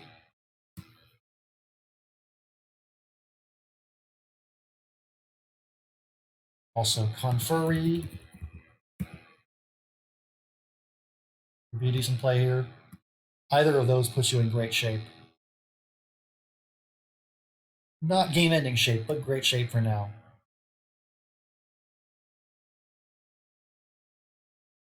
You're just joining us, Ireland in a rough spot now. Because the Philippines won last night against New Zealand, the Philippines is 2-1, and they will pass Ireland for second place unless Ireland wins this match. It is a must-win match for Ireland to save their tournament. And they are down 7-3 early on. 2 alternates playing for the US, Pete Armstrong and Chris Lipe, are a combined 3-1. They're doing just fine. So even without 2 of their starters, the US has the lead over Ireland right now. Ireland must have a strong round 3 here to get back in the match and get back in the tournament. Paul doing his part just fine. Now leads by 93 points after Congree for 70 comes down. And Will's got a tough rack with the Q. He might just dump the Q for 21, just the obvious QI. Not that 21 is a great score at this point. You need to be scoring pretty well to come back.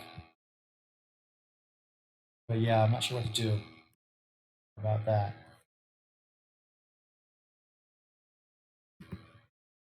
This Y here at the bottom is an interesting spot. It's not easy to use, but whoever does use it's going to score 40 pretty often. So that's something to watch. Oh, and Paul's showing pretty badly. That's going to make things interesting. After Will plays off the Q, he might look to play something through the Y next turn if he can. And for Paul, I mean, you're looking at a whole bunch of consonants you got to dump. Not great.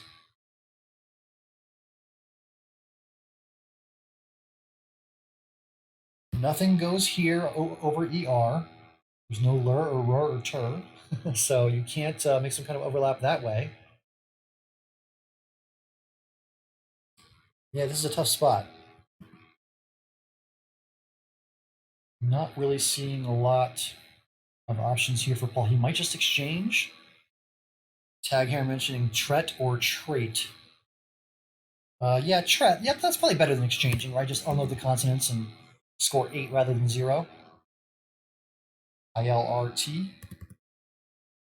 And then where's trait? Why am I not seeing an A? Oh, tret and trait as in this play, I see.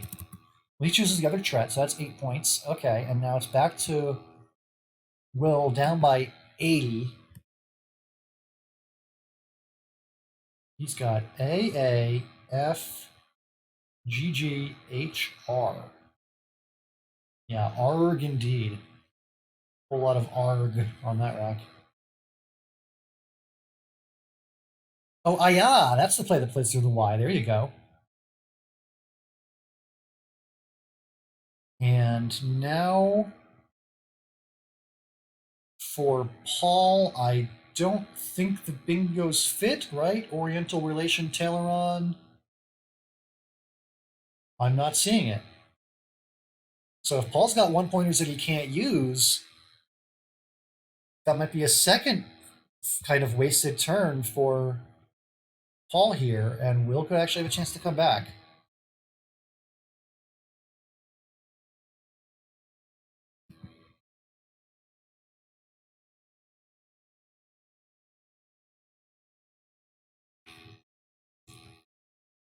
Interesting situation here. It looked like Paul was going to be leading most of the way after exports for 89 and Hungary for 70, but he's hit a couple of tough racks, and if Will just keeps scoring, he can make this game close. These are some of the most frustrating positions in all of Scrabble when you've got these bingo looking racks with these balanced consonant vowel one pointers that just don't bingo.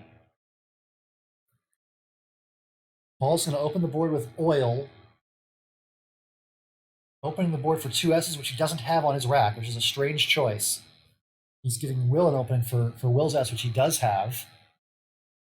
Not really a great play with it, though.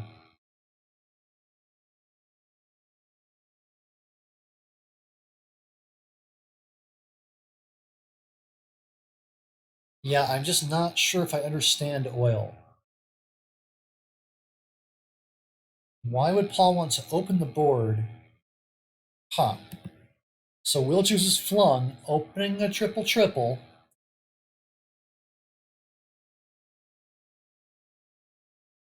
And a nice balanced rack for Paul now, but I don't think it's going to bingo. AELPRTU. He plays flare up, just blowing up the rack and scoring well with it. 36. He's now ahead by 70 for 32 to 262. But again, thanks to that play of oil, there's an open lane on that side of the board that he's got to worry about. And we happen to know that Will does have one of the two remaining S's. The other one is as yet unseen. Maybe Paul's trying to draw it, though. Flare up turns over 6 tiles. FGNORSW. Certainly not bingo prone, but something Will can score with, definitely.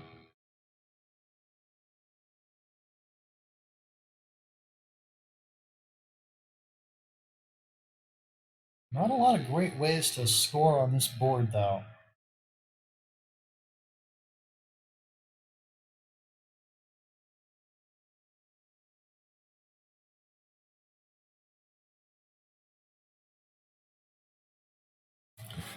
Yeah, unfortunately, no bots in the chat right now to define words. Let's try and bug Will after he finishes his game to turn on the bots for us. I believe he has access.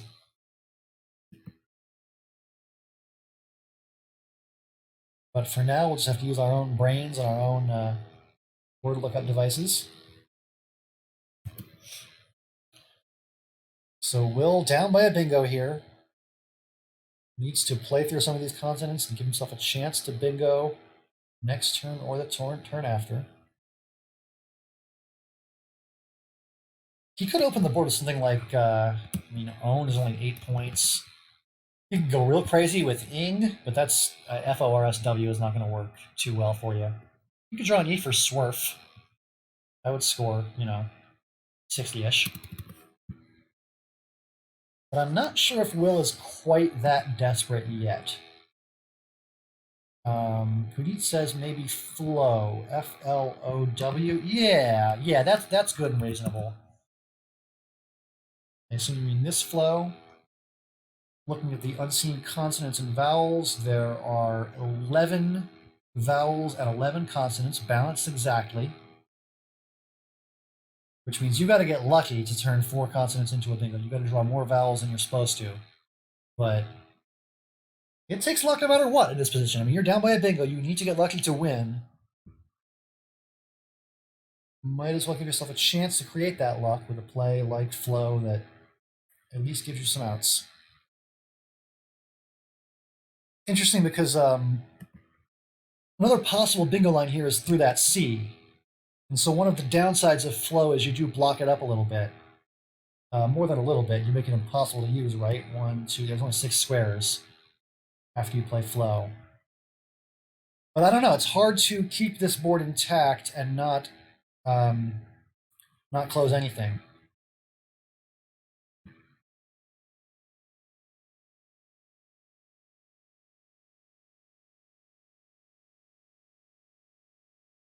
You could just play the F. You could play F and foil. But that also blocks. Not really. That wasn't going to be a bingo anyway. I don't think that fish draws anything. There's no word like wongers. Yeah, no. I don't know. Nothing seems to be working here for Will. It's just not a great rack to work with.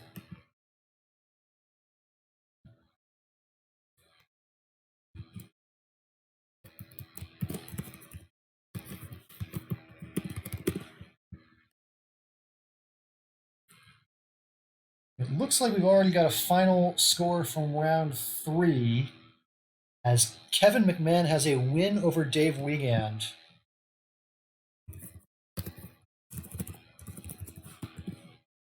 So that's a big win for Ireland, narrowing the score a little bit. It was 7-3. Now it's going to be 7-4.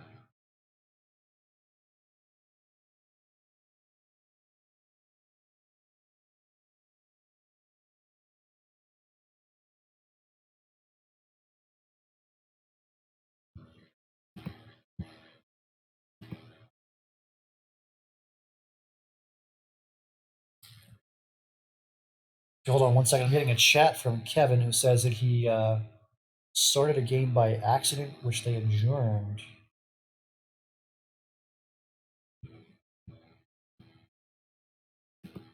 Let me just deal with this real quick.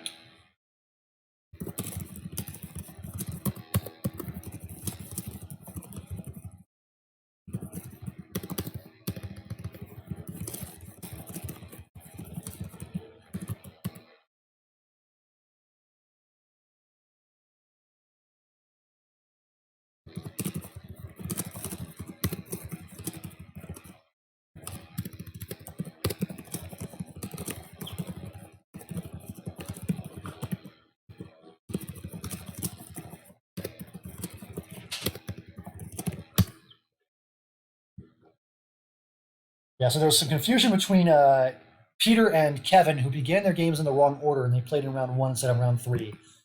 They're just going to resume their game now as if nothing ever happened, and they'll just keep playing. Okay, so that's fine. I believe that is the correct matchup for round 3. A1 playing B2. Oh, no, that's round 4. I understand. Okay, because Kevin already played round 3, and he beat Dave. Okay. So it's still 7-4, and we are still watching Will against Paul, and it looks like Will does indeed choose flow.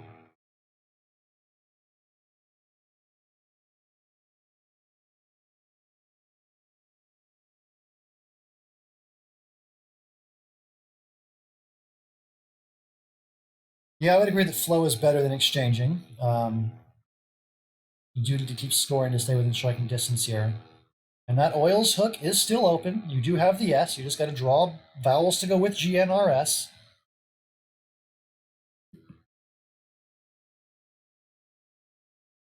Time trouble might be an issue for Will also. He's down to 2.5 minutes, and if he does bingo, we're in for a very close, difficult endgame. So that could be really interesting.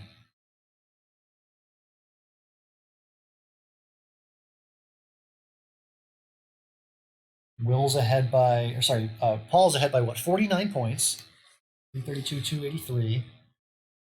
I don't see him blocking the spot for oils this turn anyway. He's got just an awkward rack for that.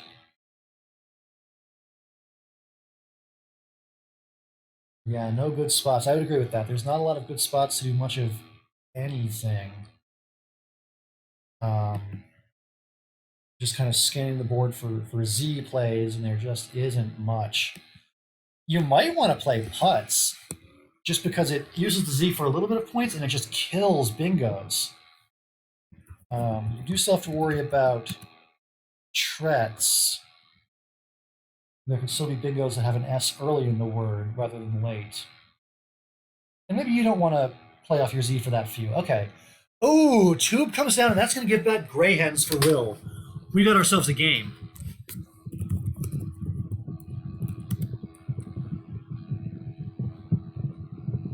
So assuming Will finds gray hens, we're going to have ourselves a very close one. You can play it through this E for 66. I think it's the same score in the other spot too, right? 66, yeah. So we got ourselves a 1-point game. Paul 350, Will 349, 2 tiles in the bag. This is going to be a nail biter. So Paul made the choice to open the board with tube, and it just didn't work for him. He gets slammed with an instant bingo. 66 points for Will, and we got ourselves a very close game coming down to the wire now. 2 tiles in the bag. I thought gray hens might have been Collins only with that spelling, making it maybe a slight chance Will misses it, but Will knows his stuff. Yeah, no Z spots in the chat pointed out. Yeah, still no Z spots. There weren't any last turn, and there still aren't any. I mean, you can do ZE now for just a basic ZE and ZE for 24. You also don't really want to play off your vowel. I mean, I guess you could draw more vowels. The unseen tiles are 6 vowels to 3 consonants. You'll probably draw an A or an E or an I or an O. Yeah, but I just don't know about playing off ZE if that's really the best way to keep a good leave here. If there were a 1-tile Z dump that would leave a tile in the bag, that'd be great, but there just isn't one, I don't think. I mean, like, I don't think ZE for 11 is remotely correct. Ritz is 23. That's going to score more. Okay. So Will's down by 24. He's got to find an out and 2 that's working. It's pointed out that Will might win if he draws 2 or 3 constants. Well, he did get 2, but it's still pretty tough.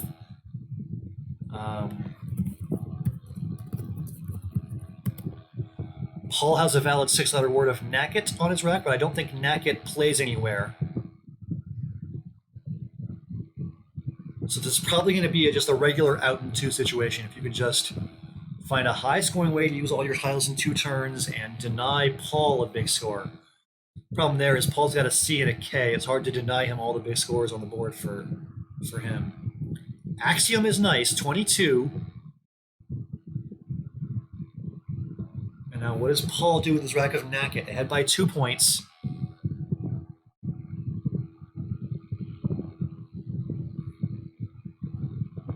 Oh, so is Gray Hens with an A the one that's not good in TWL? I don't know. It doesn't matter to me.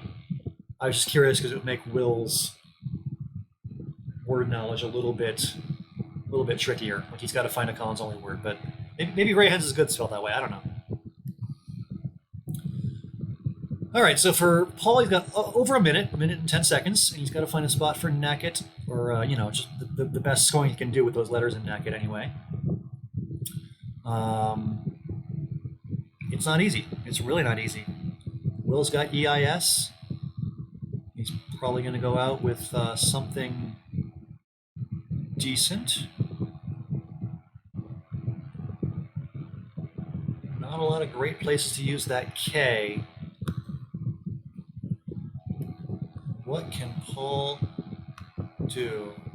Yeah, Will has Joe's and Say, S-E-I, that is true. He's got Say at 14J. Oh yeah, that's also a nice play, overlapping Gray Hens. So back is the choice from Paul. That's 31. Puts him ahead by 33 with 16 on his rack. So it's 17 to tie and 18 to win for Will. Say is 16. It loses by 1. Oh boy. Paul might have just won by 1 point. Just double checking the math here. 16 would put him at 387, plus 16 from Paul is 403. I think he loses by 1. That would be an incredible win for Paul if he could hold on and win this thing by 1 point and keep Ireland competitive in this match. Will with 17 seconds to find something better. Can he do it?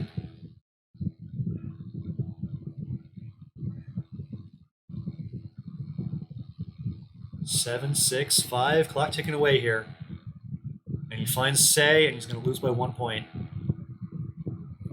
So a heartbreaker for Will. But for Paul and for Team Ireland, a very, very important win. They need every win they can get at this point, and it's a crucial one here with Will Anderson, one of the strongest U.S. players, losing here to Paul Gallen, and now it's 7-5. Ireland closes the gap a little bit. Let's take a look at who's still playing. Chris Leip is also losing his match against Fergal Weatherhead. He's down by over 100. That's going to be a sure win for Fergal. Let's take a look at the other match with Pete Armstrong. Ooh, Pete's got a close one. So on your left, Chaco PB, Peter Armstrong for the U.S. On your right is MGI. That's Lukman Owolabi for Ireland. And Pete's going to play Guybers with 1 second on his clock, and it's going to put him ahead by 8 points. And it looks like Lukman is going to play out and win by just a couple. He's got something like Law, or yeah, Allah, even better. So Lukman gets the win, and wow, a huge round for Ireland. Let's just recap and make sure we got this right. If we hop over to the matchup coverage screen and take a look, we had Pete versus Lukman. That's the one that just ended, with Lukman getting the win. That's 1 for the Irish. We had Chris versus Fergal. That one appears to have gone final, and that was a win for Fergal. That's another one for Ireland. We had Austin versus Rick. That one has gone final as well. Rick got the win in that one. This is going to get real interesting, guys. We had Will versus Paul. We just saw that one. Will lost by a single point. That's another win for Ireland. And then Dave Wiegand played Kevin McMahon, and I believe Dave lost that one as well. It is a clean sweep in favor of Ireland in round 3. They needed a big round to keep their tournament alive, and they got it. 5-0. They sweep the Americans in round 3. Let's update that score. It was 7-3. It no longer is 7-3. It is 8-7 in Ireland's favor. An incredible turn of events here. Just taking a look, the U.S. won 3 out of 5 in round 1. They won 4 out of 5 in round 2. They were up 7-3, and now Ireland has reclaimed the lead, 8-7. Just a huge swing. And I'm already seeing the hashtag in the chat, blame Conrad. I'm not going to disagree. I don't know, man. Conrad letting his countrymen down, not showing up for this match. Everything coming up green, white, and orange here in round number 3. And so it's a crucial round 4 coming up. We got Peter Armstrong playing Kevin McMahon. We got Chris Leip playing Lukman Owolabi. We got Austin Shin playing Fergal Weatherhead. We've got Will Anderson playing Rick Kennedy. We've got Dave Wiegand playing Paul Gallen. If you guys have any preferences, any matches you want to watch in the next round, please let me know. I will definitely stream any match you guys want me to. Question in the chat, the U.S. needs to win 9 to win the group. The U.S. needs to win, I believe 9 is correct, yeah. Going into this match, I'm trying to remember, I think that the U.S. had 8 game wins more than Ireland did. And so really, the U.S. is in the playoffs guaranteed. What really matters here is Ireland must win the match to survive in this tournament, because right now the Philippines are 2-1. If Ireland loses, they're going to be 1-2, and they're going to be out. So for the U.S., doesn't matter too much. You're in the playoffs either way. For Ireland, it's do or die, which makes it even more impressive that they went 5-0 in a very, very important round 3 with their tournament like basically on the line. You know, if the U.S. had gone 5-0, it would be 12-3 and it'd be basically over. But with Ireland with that huge win, things are going to get real interesting in these last 2 rounds. Just to recap the action so far this weekend, we had the Philippines beating New Zealand last night, 13-12. That means the Philippines are 2-1, and they are in position to make the playoffs unless Ireland wins here. Pakistan in Group B, finishing a clean sweep of the group, beating South Africa pretty easily, 16-9. And Ghana eliminating Kenya from contention, 14-11. Ghana wins. And so right now it's the U.S. and Ireland. The U.S. will advance to the playoffs. Ireland needing a win to stay the same. That's where we stand right now. Again, Group A, all four teams are 1-1. Group B, Pakistan will advance, South Africa will not, and Nigeria plays Australia for the second spot. Group B, it is basically guaranteed that Canada and Singapore will advance to the playoffs. They are playing head to head in about 4 hours to decide who finishes first and who's second. And in Group D, which we're watching right now, it is Ireland playing for their lives. They must win to pass the Philippines and move into second place in Group D and survive this pool play. So that's the situation. We just got done watching some really exciting action in round 3 of this match, and it looks like round 4 is getting underway. I'm going to jump on the first match that I see getting started, which is going to be Chris Light and Lukman Owolabi.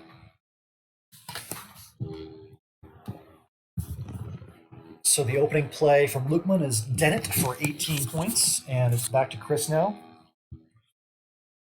Ooh, Chris challenges, so his score is -5. I forgot that on ISC, they don't do +5 for a challenge, they do -5 for your opponent. So you can have a negative score.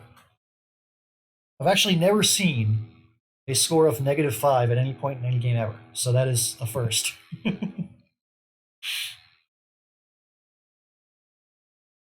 18 to -5. You know, in NFL football, they talk about unique scores. Like if a team is winning, 11-4 for the first time ever in league history, they make note of that. I think in Virtual World Cup history, I've never seen a score of 18 to -5. So congrats to Lukman and Chris for that.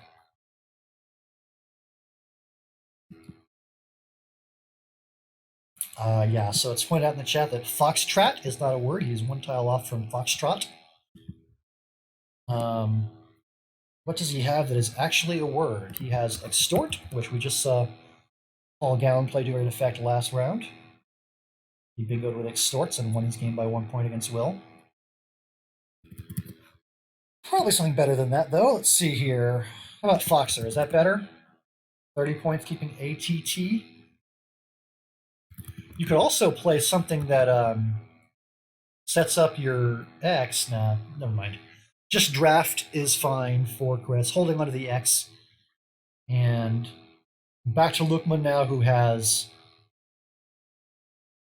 a little bit of an awkward rack. Not quite a bingo. But definitely ways you can score and balance nicely. Something like Yaw for 36 looks pretty solid. So definitely good options here for Lukman. Wait, Foxer isn't a word? I could have sworn. Jeez. Only 4x, no Foxer? Okay. My bad. So Y comes down, WYE. That is even more high scoring than y'all would have been. Keeps ARSU. A little bit awkward, but not too bad.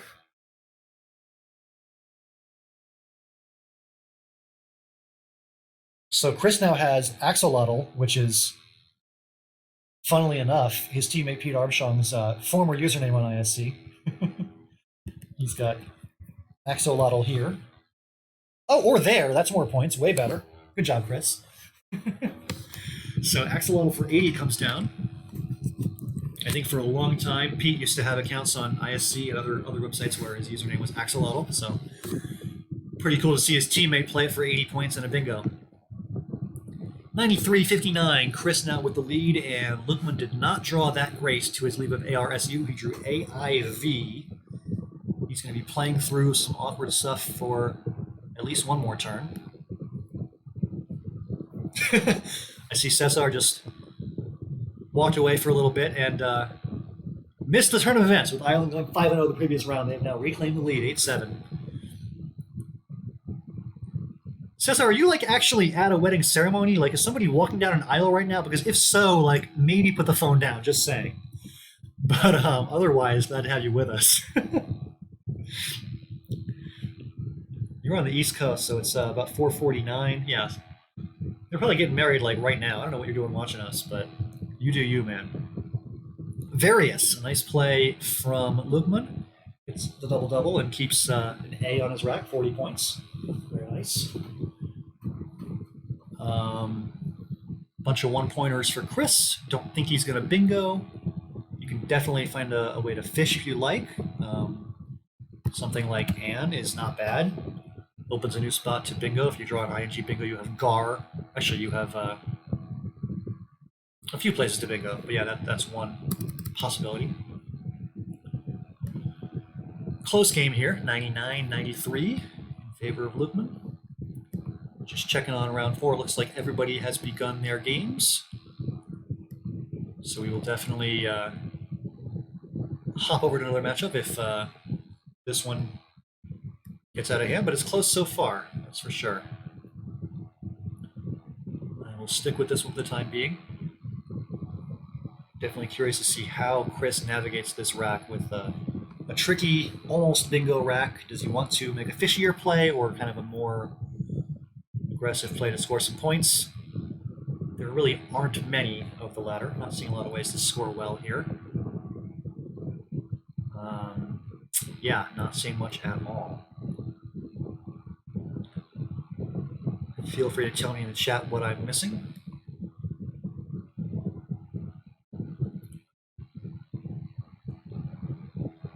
But yeah, I mean, if you just want to play AN, honestly, 12 is more points than you're going to get with a lot of plays on this board.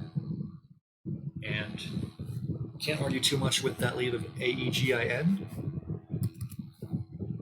Leave of Angie. Also, Ainge, the president of the Boston Celtics. So he chooses to play NA elsewhere. It's a little bit more defensive that way. You can definitely see some disaster scenarios where you open the board and you draw poorly, and then you're sad that you opened the board because your opponent beat you to the spot. So Chris here playing it a little bit safer, not opening the board too much until he's sure that he's going to draw something good. Definitely with AEGIN, there's some downside risk. You draw 2 more vowels and you're in trouble, for example. The ideal pickup there is a couple of consonants, but no guarantees there. And he does draw 2 vowels, but it looks like Lukman's playing through some awful racks too. So this game's going to stay close at least for now. Cesar in the chat saying, "Come on, America." It's going to be close, 8-7 so far. As a commentator, I love nothing more than a dramatic finish, so I'm rooting for a 3-2 win for the U.S. in this round, so it'll be tied 10-10. Maximum drama in the final round. Who doesn't love that? But yeah, definitely anything can happen from here. We've got 10 really, really strong players. Even with the U.S. missing 2 of their starters, Pete and Chris obviously worthy replacements. And they're definitely in this race. Seeing a lot of people cheering on both sides. Got some U.S. fans and some Ireland fans in the chat. Welcome to all. I'm going to stay impartial. All I want is a close race with a dramatic finish, and I'll be happy. Definitely a close race here between Lukman and Chris in round 4. Chris decides to open the board with Ainga, and luckily for him, his opponent Lukman is not drawn very well again. Lukman goes from too many vowels to too many consonants, a really quick turnaround in his rack. And, you can play Vanda, keeping PHZ. Maybe that's what you want to do here? Oh, Hazan, that's way more points. 51, there you go. Keeping what? DPV? A little bit awkward, but that's fine. Score 51, you'll take it. 41-point lead for Lukman. Now it's Chris on turn, and it's Chris's turn to have too many vowels. Or I should say Chris still has too many vowels, more accurately. B-E-E-I-O-R. And another E? I said too few E's there. Let's see. Not a lot of ways to score well on this board.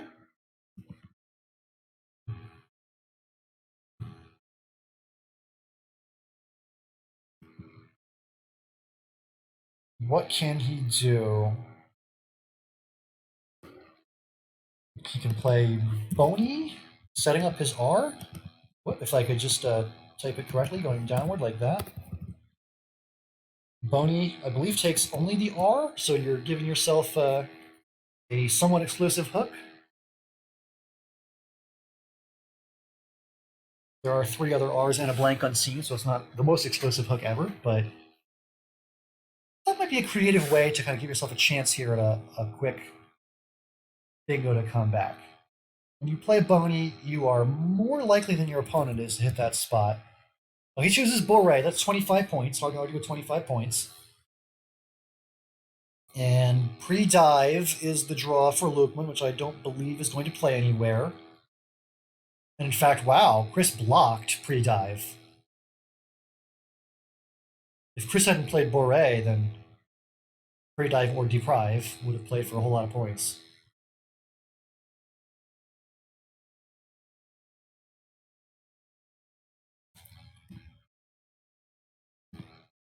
I don't think that Chris would fall for depriven, a weird past participle of deprive. That is not a word.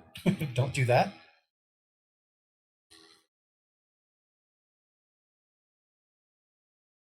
I always see vipered on this rack, but vipered is actually not valid. It's deprive, pre-dive, and preved is the third valid word in this rack. I don't think any of them play, though.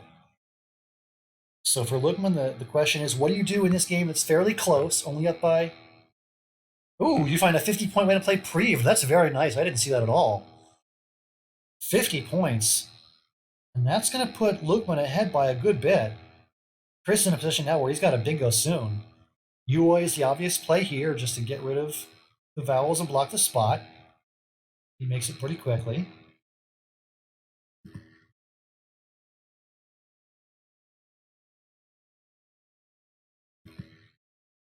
And now it's back to Lukman with a rack that's a little bit awkward, but I'm sure that there are ways to score and balance decently well with it.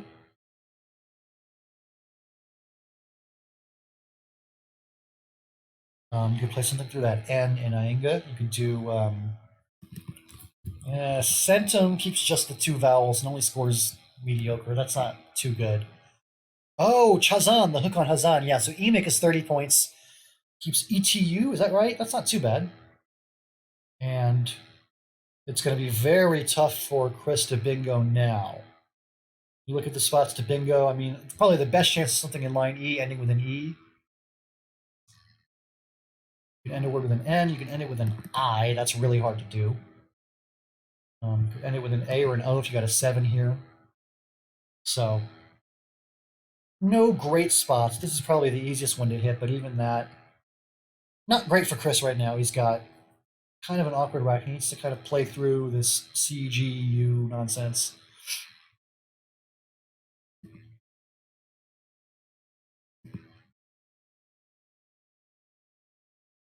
You can play something through the M and the N, like coming is 24. Definitely some reasonable plays like that to choose from.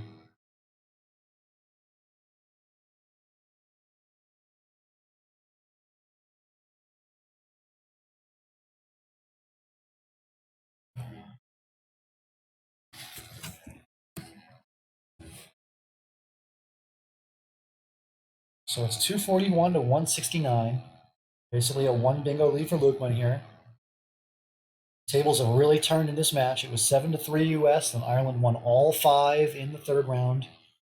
Really swung things, and now the pressure is on the US to turn this back around. Right now, Ireland doing just fine. Lukman with the lead now over Chris. Chris does play coming. That puts him within 48, with Lukman on turn up 48.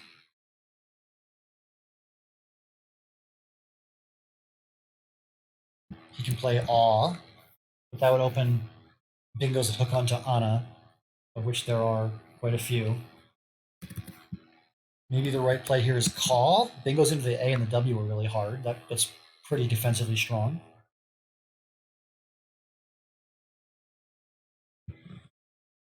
Just want to find a way to score with the W, not open up anything too scary for your opponent.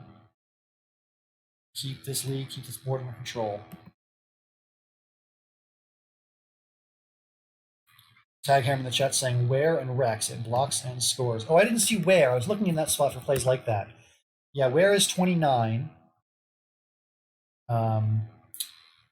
You're opening yourself up to. Actually, no, you're not opening yourself up to that much. The Z is gone, no Zen. Got to worry about the K for Ken a little bit, but you're up by a bingo. As long as your opponent doesn't get like a big 60-plus point play, you're in command here. So where is probably going to be just fine. I also don't mind Caw. That is also defensively strong and decent for scoring and balancing and all that. Yeah, K. So he does play where, and Ken is a concern. You do have to worry about the K being a high-scoring tile for your opponent. That's for sure.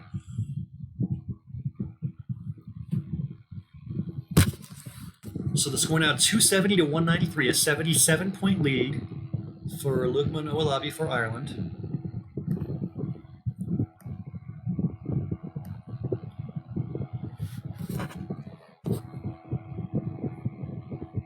Tough spot for Chris. Needs to open the board if he can. I don't really see a way to do it. If he wants to just keep scoring, he can play step for 29 and try to open the board next time. I don't know.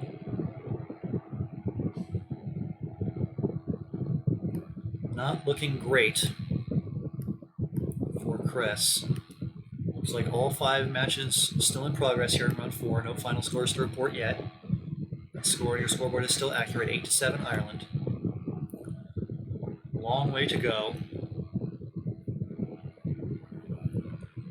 Looking like we're going to have a dramatic final round no matter what. Unless Ireland wins all 5, it clinches the match 18-7, but that's not too likely.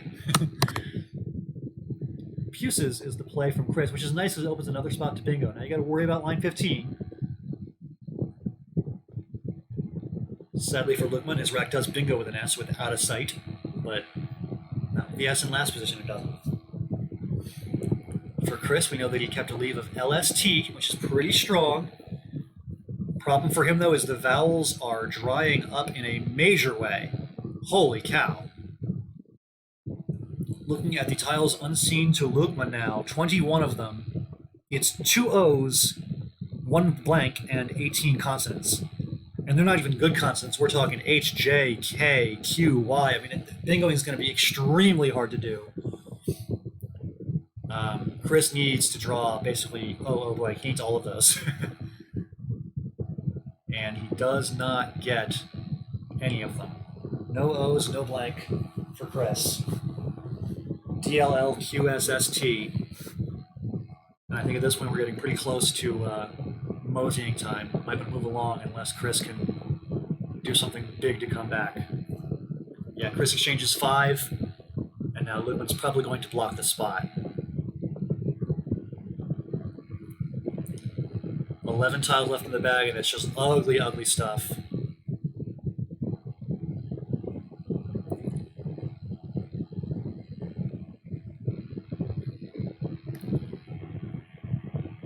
So I think we can just move along and see what's going on in other games, because Chris is in a really tough position here.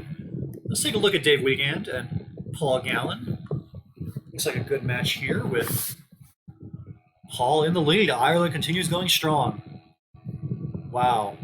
5-0 the last round and 2-0 in the matches I've seen so far for Ireland, but we should check on the others. Paul leads this one. Austin Shin is playing Fertile Weatherhead. Austin has the lead in this one, so the U.S. does have a chance to get 1 win here. Only a small lead for Austin, though, and it's Fertile on turn. He plays Jedi, so that's going to be a close game. Will Anderson is losing to Rick Kennedy by about 50 late in the game. And Peter Armstrong is winning against Kevin McMahon. Let's go back to that game between Rick and Will.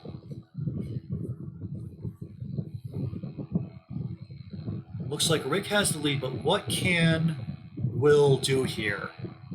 He's got Satire on his rack. I don't think he can bingo right now in Satire U, but can he find a fishing play that works well for him?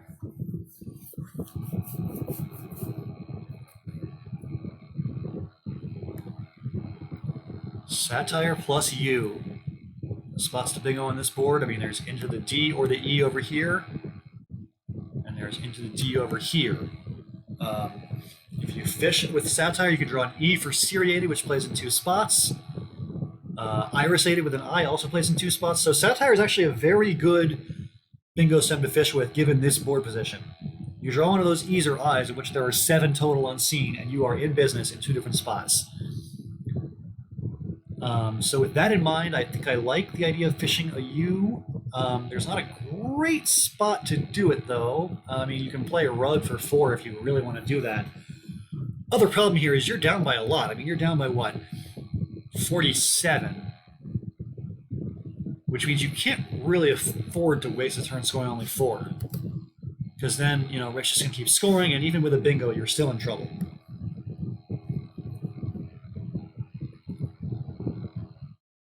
Maybe you have to find a different play that doesn't fish with satire, but keeps a strong leave and scores a little more. I'm not sure.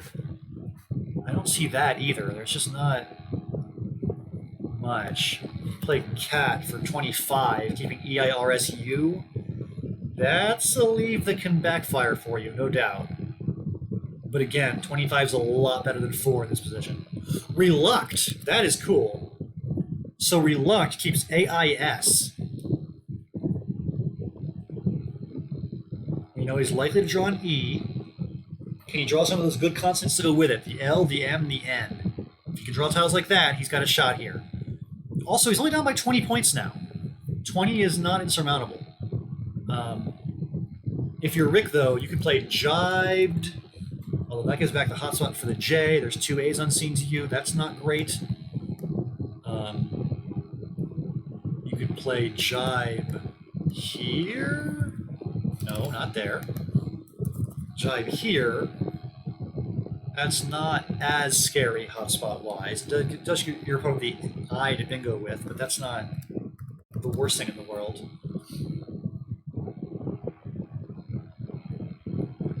You could just fish the J. Try to draw...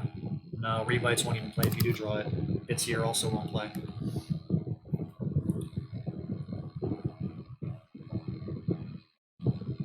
I'm seeing a suggestion of Jib 14C to close that side of the board. Yeah, Jib is not bad at all. So if you play Jib, first of all, you're keeping ERST, which is great. Second of all, you're forcing Will to bingo. I mean, he can have a bingo ending in E over here. Yeah, that's tough to hit. After Jib, it's going to be tough for Will, that's for sure.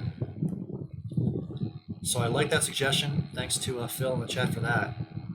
I'm also seeing Jerd as a suggestion. Jerd keeping best. Yeah, I don't know. Similar play, but I think Jib does the same thing better.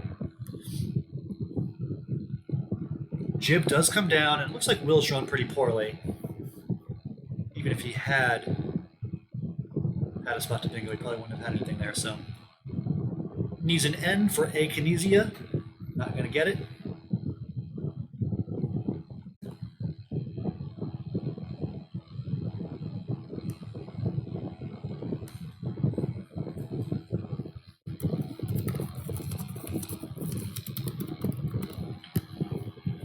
So Will is down by 39.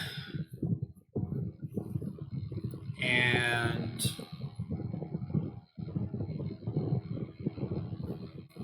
he's also running low on time, just over a minute and a half, 135, 134.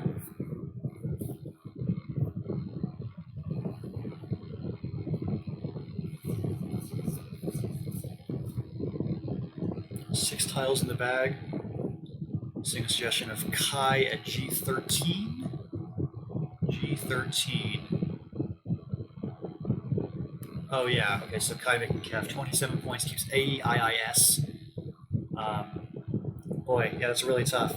Yeah, so he chooses a play that opens the board a little bit better than that. So he's going to have a chance for a bingo ending in A or I, albeit not a great chance.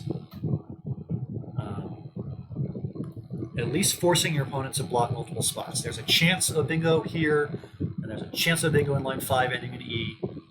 You got to make your opponent sweat a little bit at least. The rack of Winters and Twiners for Rick doesn't play anywhere. And with 4 tiles in the bag, he's probably going to look for a play that uses 3 of them, defends a little bit, and scores a little bit. That seems to be the objective. Wend is suggested. Yeah, Wend would be fine. Keep IRST. You're probably going to draw an E to go with it, so it's a very strong leave. Blocking one of the 2 spots, probably the scarier of the 2 spots. Considering how many E's are unseen, you do have to be concerned about bingos ending in E, and Wend does block those. Definitely liking Rick's chances no matter what he does, but the situation now is just looking for desperation hopes that Will can try for.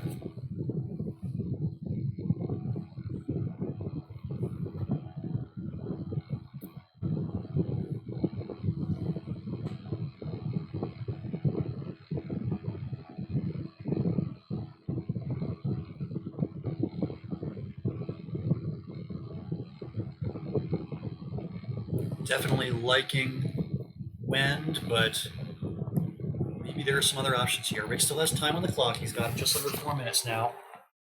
Plenty of time to play deliberately here. Be careful. Make sure he's not going to open anything up or give Will any chances to come back. Definitely being careful. We do have one final result in as Lukman has defeated Chris. I'll go ahead and update the scoreboard with that one. So instead of 8-7 Ireland, the score is now 9-7 Ireland. Chris and Lukman, the only one that's gone final so far. Other matches still going on.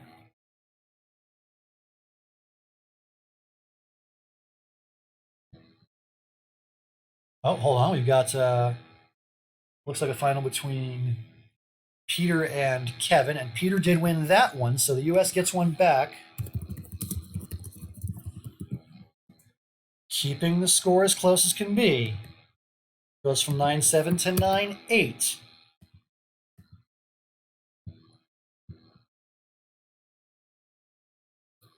So Wend is the choice from Rick. I think the chat liked it. I think I like it too. And that leaves one in the bag and another vowel-heavy rack for Will. Very, very tough position for him. See if he has any chance at all.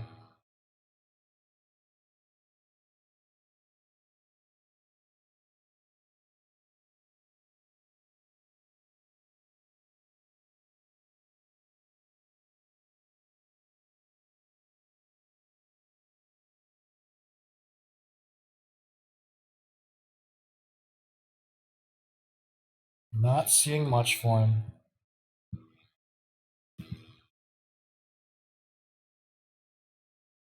Pretty low on time as well, 20 seconds. He's looking for a desperation fish. He could try KI, setting up his S, but no. Rick would have his own S, and if Will draws the S, he doesn't have bingo with AEILSS, and so yeah. I don't think that wins in any scenario, and for Rick, you just got to find a reasonable out in 2 here, and you should be in good shape.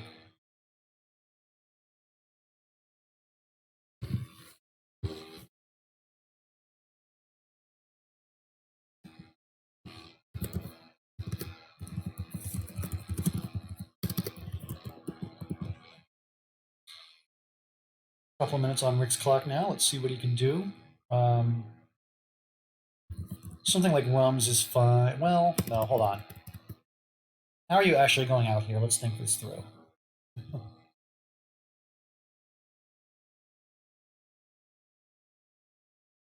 We can get this spot down here. But I don't quite see a word that works.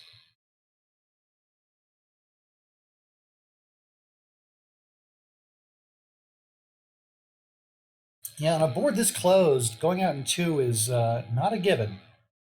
It can be difficult sometimes.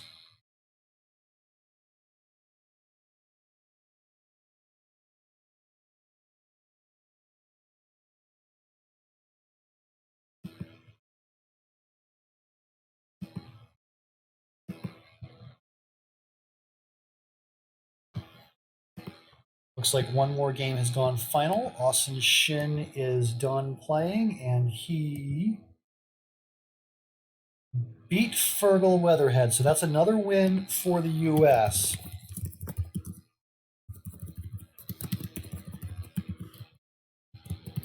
Let's update the scoreboard with that one. It was 9-8, and now it's 10. Or sorry, it's 9-9. Whoop! If I could just click the right button. Ritz does come down. 9-9 is your current score. And as soon as Rick wraps this one up, which he does, it's going to be 10-9. Let's get that nice and centered on your screen. So it's 10-9 near the end of round 4, and I believe we were just waiting on one more match. We were waiting on, if I could just figure out who was still playing. We got Will, Chris, Pete, Austin. We're waiting on Dave Wiegand, and Dave loses to Paul Gallen. Yeah, that was the game where Piquets came down for a whole bunch of points.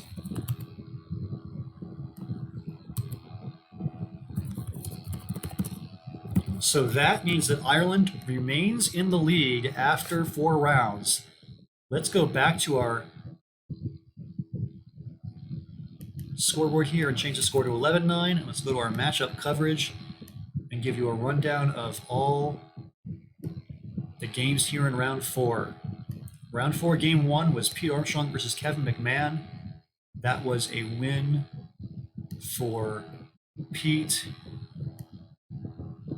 Game 2 was Chris versus Lukeman. That was a win for Chris. No, sorry, that was a win for Lukeman, excuse me. Game 3 was Austin versus Fergal. That was a win for Austin.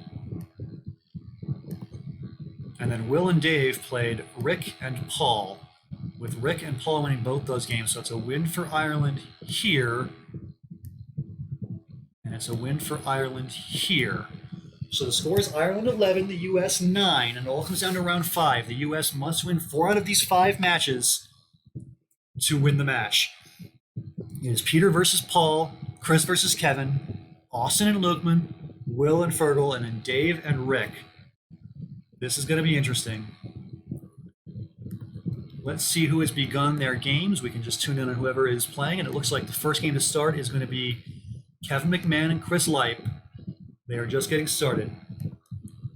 So if we just hop over to the game screen, we've got Chris with his opening rack. He's going first.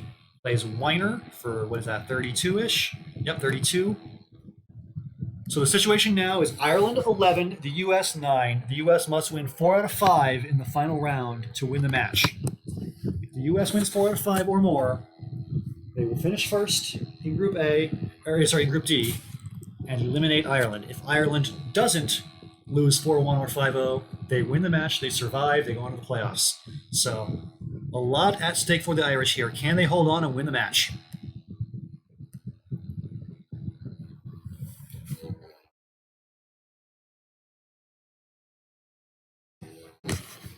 And it's a solid start for Chris as he gets down Weiner and then Haloed with the first blank, and he leads 115-26.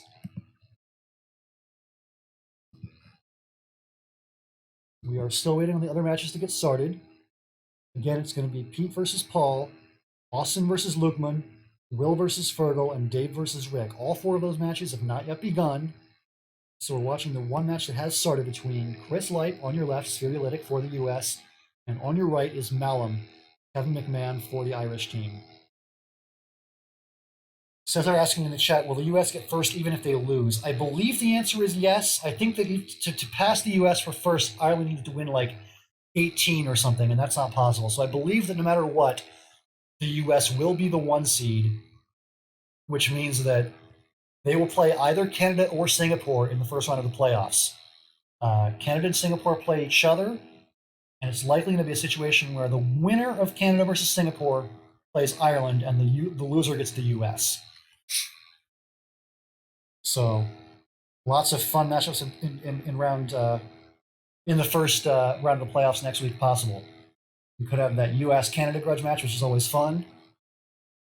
We could have Ireland versus Singapore, which I love because Rick and Wayman tell a famous game in history where Wayman scored 850. I'd love to see a rematch of that one in the playoffs. That'd be cool. But really, I mean, with these teams, the U.S., Ireland, Canada, Singapore, the Philippines, all great teams. Really, any matchup's going to be great. I can't wait for next week. It's going to be so much fun. Yeah, Puneet saying that the U.S. could win this round 5-0, and that would make it 14-11. I should double check the standings in the tournament. I believe that even if they do go 5-0, sorry, if the U.S. goes 5-0, then it's pretty obvious what happens. Then Ireland's just out. But I think even if they lose 5-0 this round, the Americans would still hold first place in the group based on their tiebreakers. Going into this match, I think the U.S. had way more game wins than the U.S. or than Ireland or the Philippines did.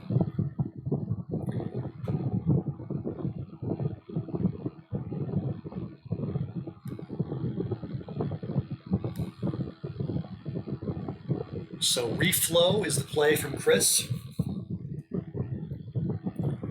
115 to 50. A good start for Chris, definitely.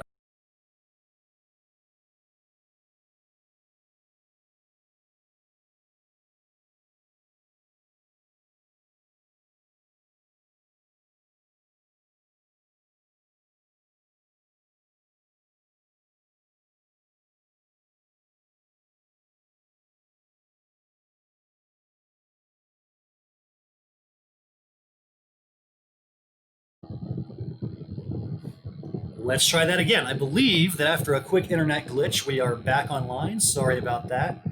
Please let me know in the chat if you can see me and hear me and all that good stuff. Having some internet throttling issues, to be sure. We're back on. Okay. So as I was saying before, my internet glitched on me. Basically, what was I saying? I don't even remember. I was saying that with the tiebreakers the way they are in this tournament, Ireland can't get first place in the group. But if they win this match, they get second place, and they move on to face either Canada or Singapore in the first round of the playoffs. Basically, the way we're going to do the playoff bracket is we're going to have each side of the bracket, the left and the right side, be one team each from groups A, B, C, and D. So we're going to have A1, B2, C1, and D2 on one side, and then B1, A2, C1, D2 on the other side, which means that in the first round of the playoffs, there will be no repeats because the groups will be separated, and the one seeds will get to play two seeds. So if the U.S. wins their group, which appears likely, then they'll play the two seed between Canada and Singapore, whoever loses the Canada-Singapore match. So it gives everybody an incentive to play their best here in the third round of the tournament because you want to maximize your chance of having an easier pairing next round. Anyway, we are back and we are watching as Chris Light on your left, Spheriolitic, takes on Kevin McMahon, Malum for Ireland on your right. And a big bingo here for Chris of steering for 86 puts Chris in the lead by over 100.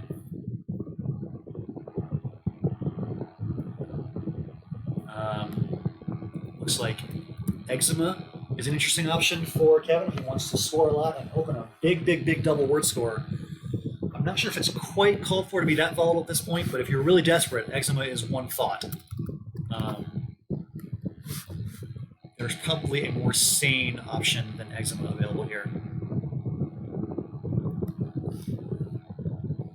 Just something like Maze is probably fine. That scores 50. Who doesn't love 50?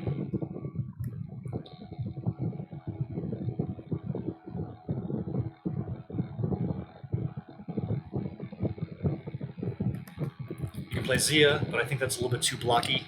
You probably want to leave things more open than that. Probably Maze is the play here. Scores very well. Puts you within striking distance with a bingo.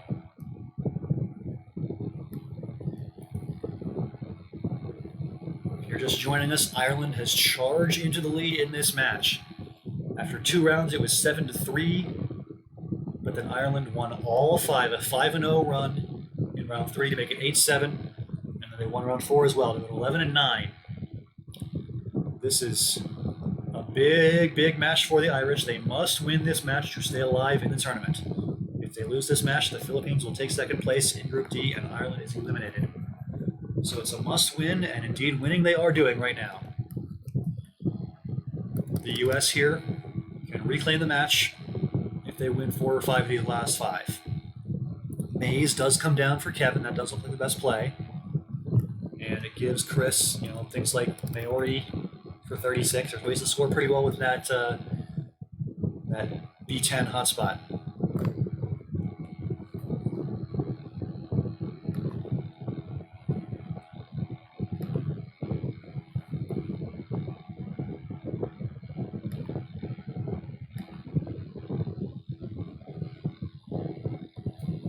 $221 to 155.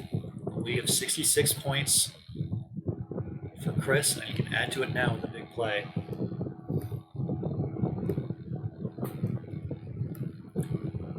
If anybody in the chat has updates on the other games, feel free to share them. I'm definitely curious what's going on with the other games. Maori's not a word. Oh my god. I'm sorry, guys. I'm going to stop calling out phonies, I swear. Could have sworn that was good for some reason. All right, so Oma is the valid word that Chris chooses, so unlike me. That makes it so he's up by 100.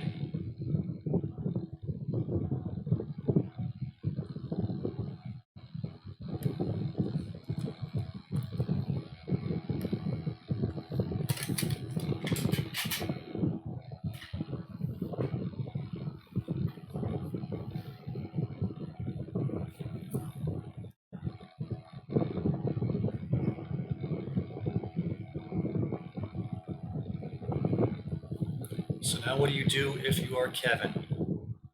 You gotta do something with that J. Is there a way to use the J to keep a lot of the big open stuff intact? I'm not so sure. You could just play Jaw. That does have the downside of closing the board a little bit too much when you need to keep it open. Not sure how much I like that option. 36 is a good score, though. Catch-a-puts, yeah, that's almost a word. Catch-a-puts is the valid word there. This does not work. Yeah, it's going to be tough. What can you do up? I was looking up here, but that's not great. Jasp, okay, 42, and it keeps the board fairly open. I like that. Nice job by Kevin. This has the K. You can probably find a scoring option here that's not bad. Let's see what he's got. DGIKORT. Not great. Just play Griet for 24 and keep the K. That's a little weird.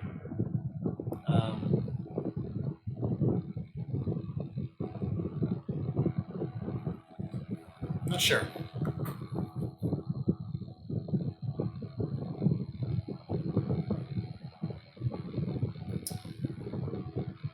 What else is there? It'd be nice to close the board a little bit if you could. Like maybe just something like Koi. Maybe keep the I because you can have a vowel in your rack. Ko for 24. Just blocking bingos down the bottom of the board. I think Ko would be reasonable. It's pretty consistent with how Chris likes to play. Like when he has a lead, he's pretty sensible about playing defense with it. He doesn't do anything too crazy. He chooses Koi. I'm not sure if I agree with ditching your vowel there. I'd probably just play Ko. It's only 1 point different, right? Or 2, I guess. But yeah, similar idea. Block bingos, score decently well, all things considered.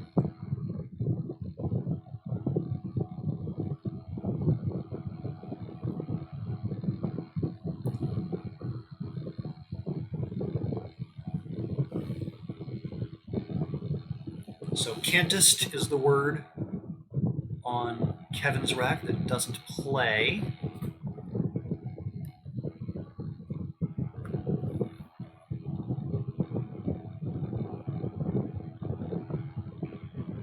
Bingos, not a lot of great scoring options. You can play Cat, that's 21, keeps ENST. That's not too bad. But yeah, after Koi, it's hard to get a bingo down. So you look at this board and it's starting to close up. Cat even closes things a little bit because you can't bingo through the G as easily anymore. You might have to leave that spot open, but if you do that, like then what are you doing? Not a lot of great options that score and leave the board open. Oh, he plays the N for reflown. Okay, so can, setting up a hook to make scan, keeping ESTT. Meanwhile, Chris has drawn all consonants, although the Y is sometimes a vowel, and it might have to be one here.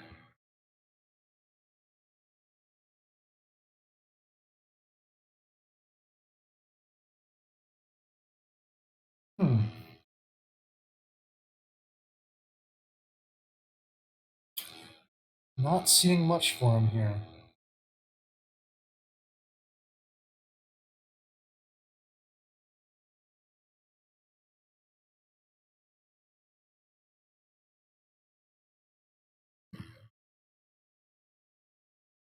Phil saying that enact at A1 looked okay. Yeah, he could have played enact, keeping what, ST?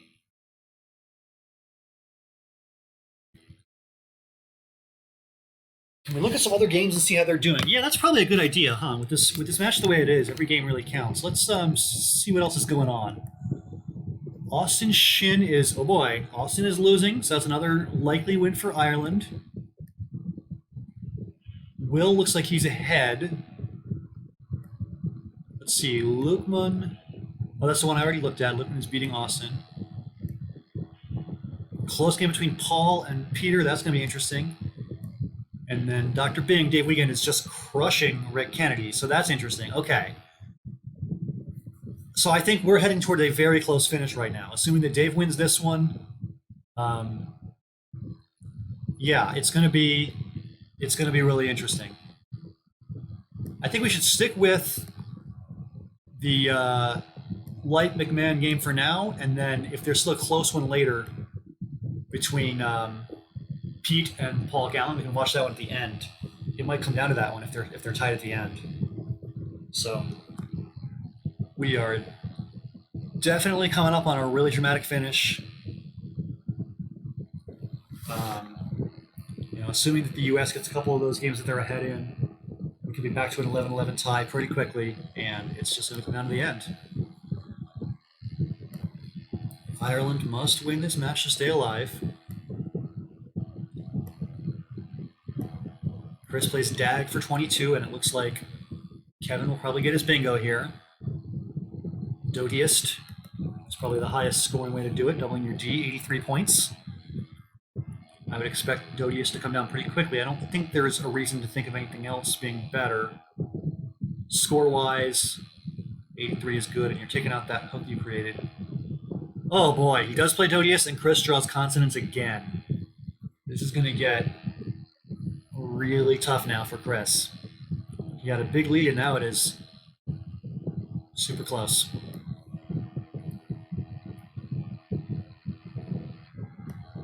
So if anybody in the chat was saying it might have been 3-1 US, I'm not sure if you were counting Chris as one of the three.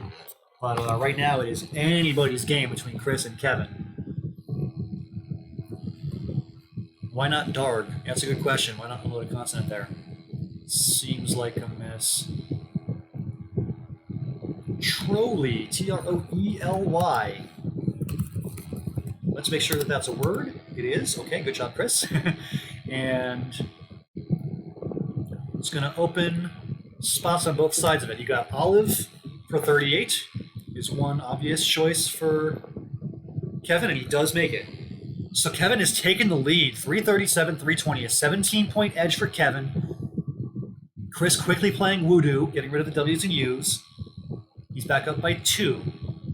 Kevin up by 2, 12 tiles in the bag. Plenty of time, around 6 minutes for each player. Oh, getting an update that Paul Gallen is taking the lead over Peter Armstrong with tritomas. He's up by 170 to 125. Okay. My hope is that after this Chris Kevin game ends, we can hop over to Paul and Peter after that and see the end of that one too. So far, no scores are final. All 5 matches still being played. I'll try and keep an eye on my buddy list and look for the asterisks to go away when the players stop playing their games. As soon as any games go final, I will let you know. Right now, it's U.S. in a nail-biter with the Irish.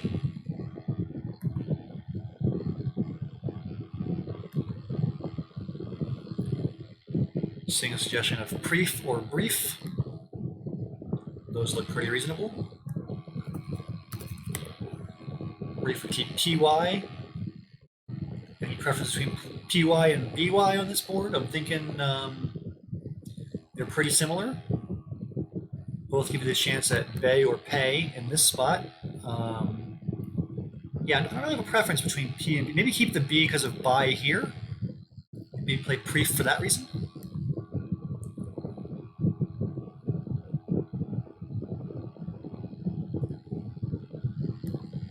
So Kevin will choose brief, keeping a lead of PY.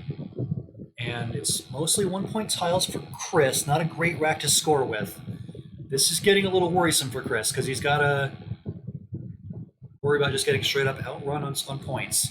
Now down by, 37, holding 1-pointers. That's rough. 7 tiles in the bag.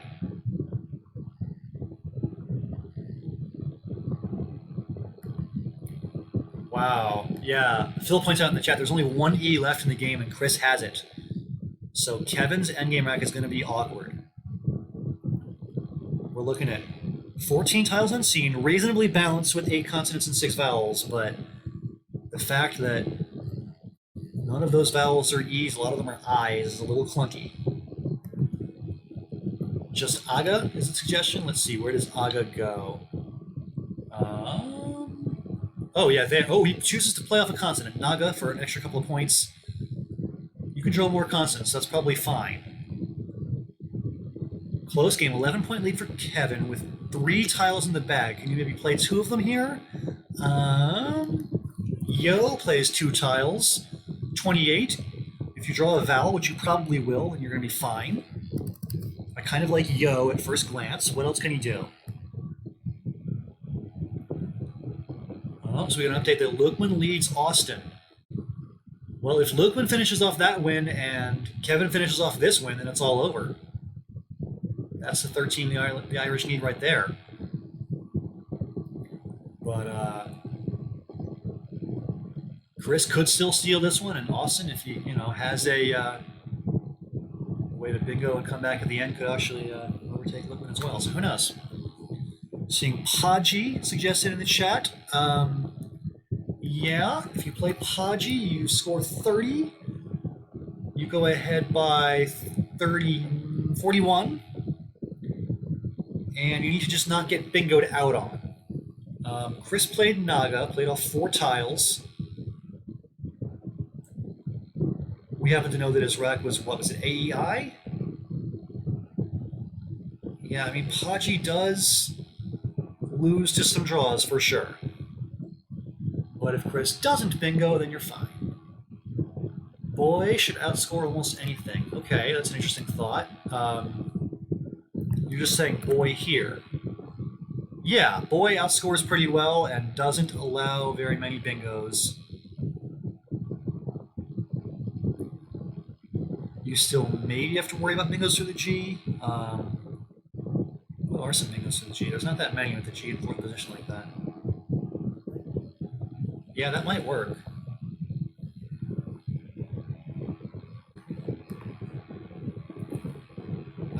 Catering?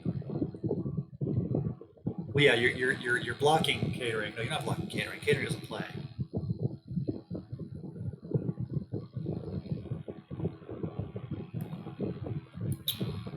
I don't know. Kevin now getting low on time. He does play boy, and it looks like Chris doesn't have it. Chris doesn't have a bingo through the G. He doesn't have any scoring potential with these 1-pointers. And it looks like Kevin can hold on here.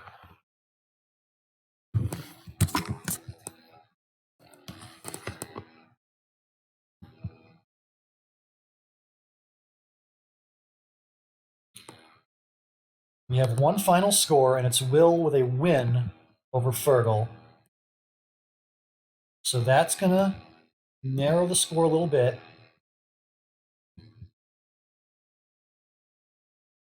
Let's go ahead and change that from 11-9 to 11-10.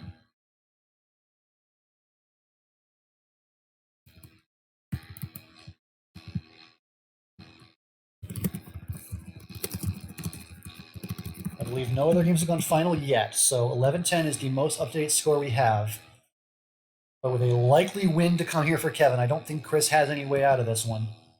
It's probably going to be 12-10 pretty soon.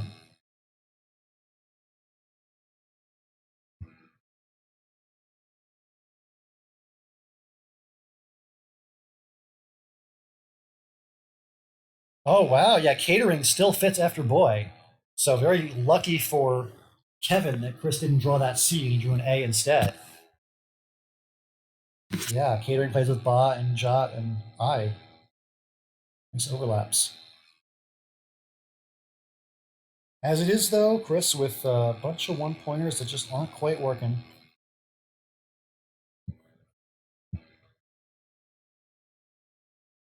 Rough day for Chris. He won the first game of the match against Paul Gallen. And I believe he has gone winless since then.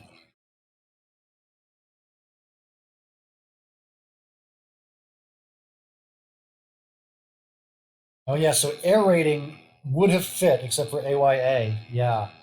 So a great play by Kevin to not only score, but also block the play of air rating that would have won the game. So Kevin with a really nice performance here and a clutch situation for his team. He needed to win this game, and he did. Kevin lost to Austin Shin, lost to Will Anderson in his first two games. But he has recovered nicely here with wins in round 3 and round 5 today.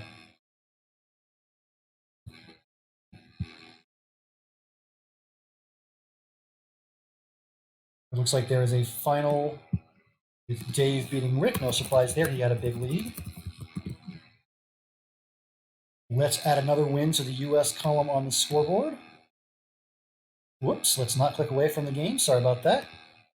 So the score is 11-11 now, with 3 games still hanging in the balance.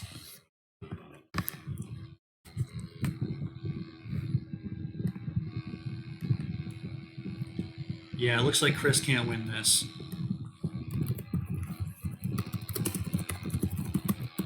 We'll go ahead and jump along. So, assuming that this one is a win for Ireland, it's 12-11. The U.S. needs to win the next 2. Austin is, let's see, down by a bingo.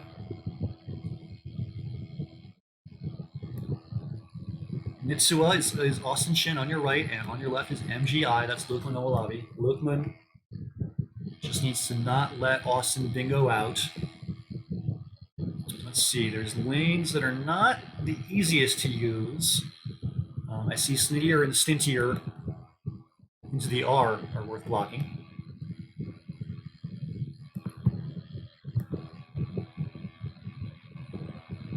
So, assuming that Kevin hangs on and beats Chris, the U.S. needs to win this one, and it looks like they're not gonna. I believe Tugra should be sufficient to block everything.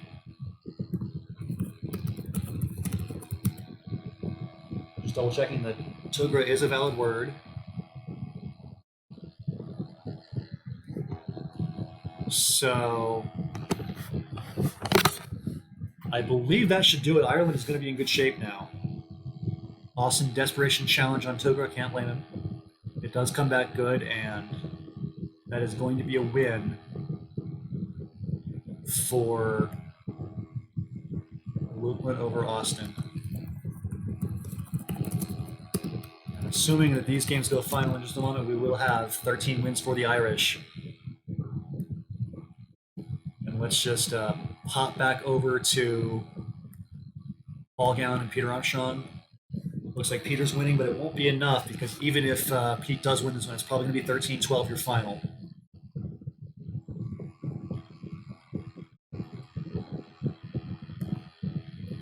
see Will in the chat. Welcome to Will. Heck of a match. You guys played well, but yeah, that 5-0 run for the Irish in the third game was just too much to overcome. The U.S. was in command, up 7-3, and then Ireland won all 5 in round number 3.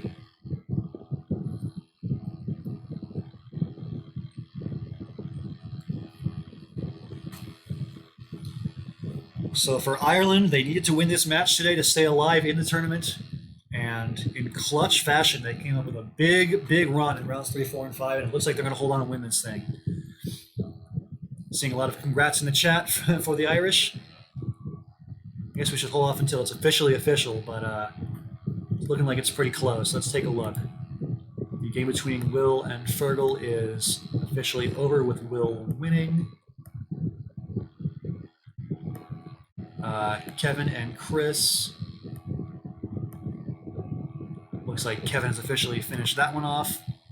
And Luke and Austin still playing, but matter of time on that one.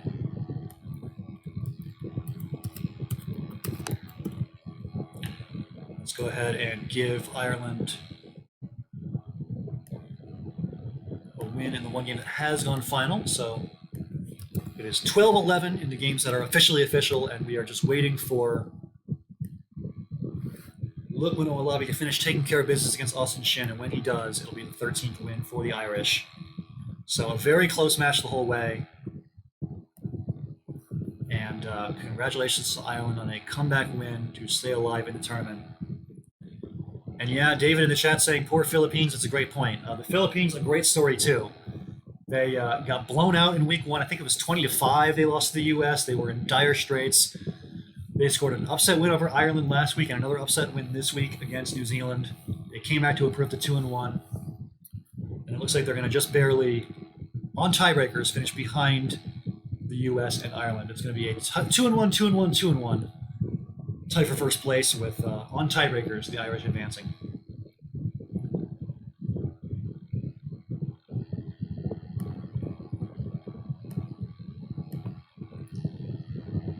We do have a final. Austin has indeed lost to Lukman, and so we will go ahead and change the score. It is no longer 12-11, it is 13-11. Ireland getting the win, Ireland staying alive. And it looks like the U.S. will play the runner-up between Canada and Singapore next week, and Ireland will play the winner between Canada and Singapore next week in the playoffs. So all 4 of these teams, U.S., Ireland, Canada, Singapore, are playoffs bound. We will be broadcasting right here on twitch.tv/CocoScrabble the next match in this weekend, and it will be Canada versus Singapore. Again, the winner between Canada and Singapore wins Group C and will face Ireland in the playoffs. The loser finishes second in Group C and will face the U.S. in the playoffs. So whole lot of interesting matchups coming up no matter what happens, but definitely looking forward to Canada, Singapore, 2 really good teams, a lot of really great players and great people on those teams. So hello to Learjet in the chat.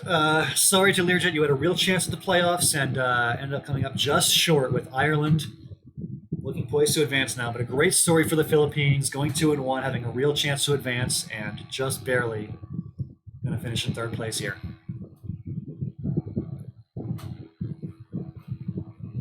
I see all the Philippines players in the chat just kind of commiserating over their 3rd place finish. And yeah, definitely props to you guys. You had a great run. I got to watch as I was falling asleep last night. You guys beat New Zealand, and really impressive to go 2-1 against that field, beating New Zealand and Ireland. So Mohammed, Learjet, you guys played great last night. I enjoyed watching you play. But as it is, it looks like it's going to be the U.S. in 1st place in Group D, Ireland 2nd, and the Philippines 3rd. Just playing out the string here are the last 2 players. Mitsurugi on your left is Paul Gallen. Chaco PB on your right is Peter Armstrong for the U.S. And it's looking like it's probably going to be a 13-12 final. Just a really dramatic, close match between these 2 teams, with the Irish doing just enough to win. All the best teams win 13-12, says Phil. Of course, The UK has a 13-12 win over India on their track record. They beat India in a dramatic comeback fashion last week to stay alive in the tournament. The UK plays Malaysia tomorrow, and the winner will advance.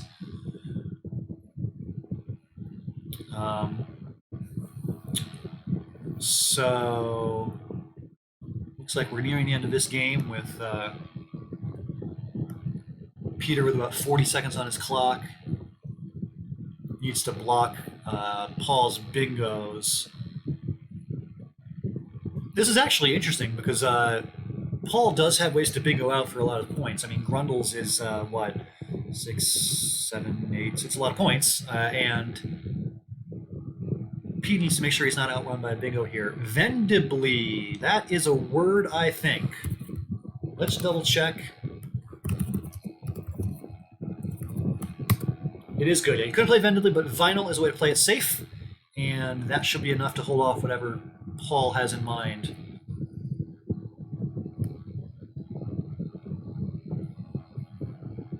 Yeah, so just play out is the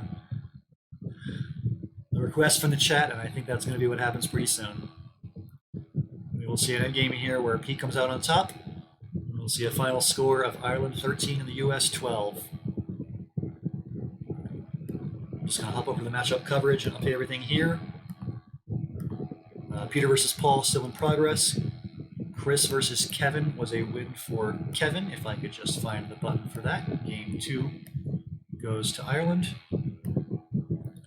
Austin versus Lukman was a win for Lukman. Will versus Fergal was a win for Will, and then Dave also won against Rick.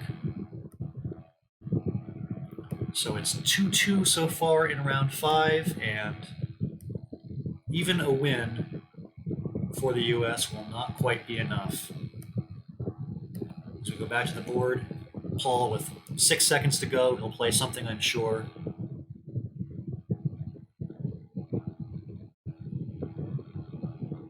He's going to go over, I guess.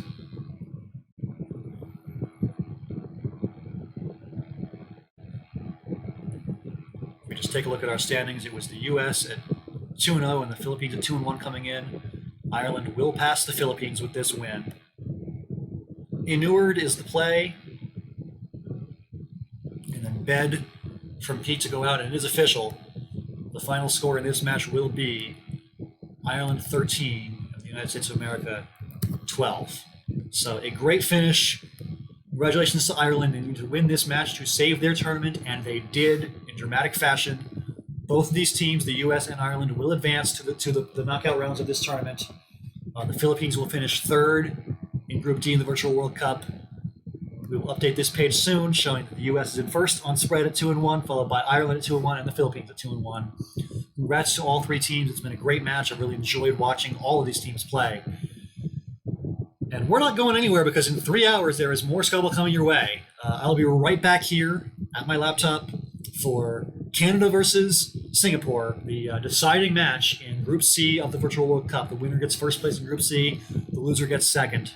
But until then, I just want to say congratulations to Ireland on the win, commiserations to the U.S. on falling to 2-1, and to the Philippines for falling to third place. It's been a great run for you all, and I'm just pleased to get to watch you all work. But for now, I'm Evans Clinchy signing off, and I want to say thanks to everybody for watching, and I'll see you all soon. Bye-bye.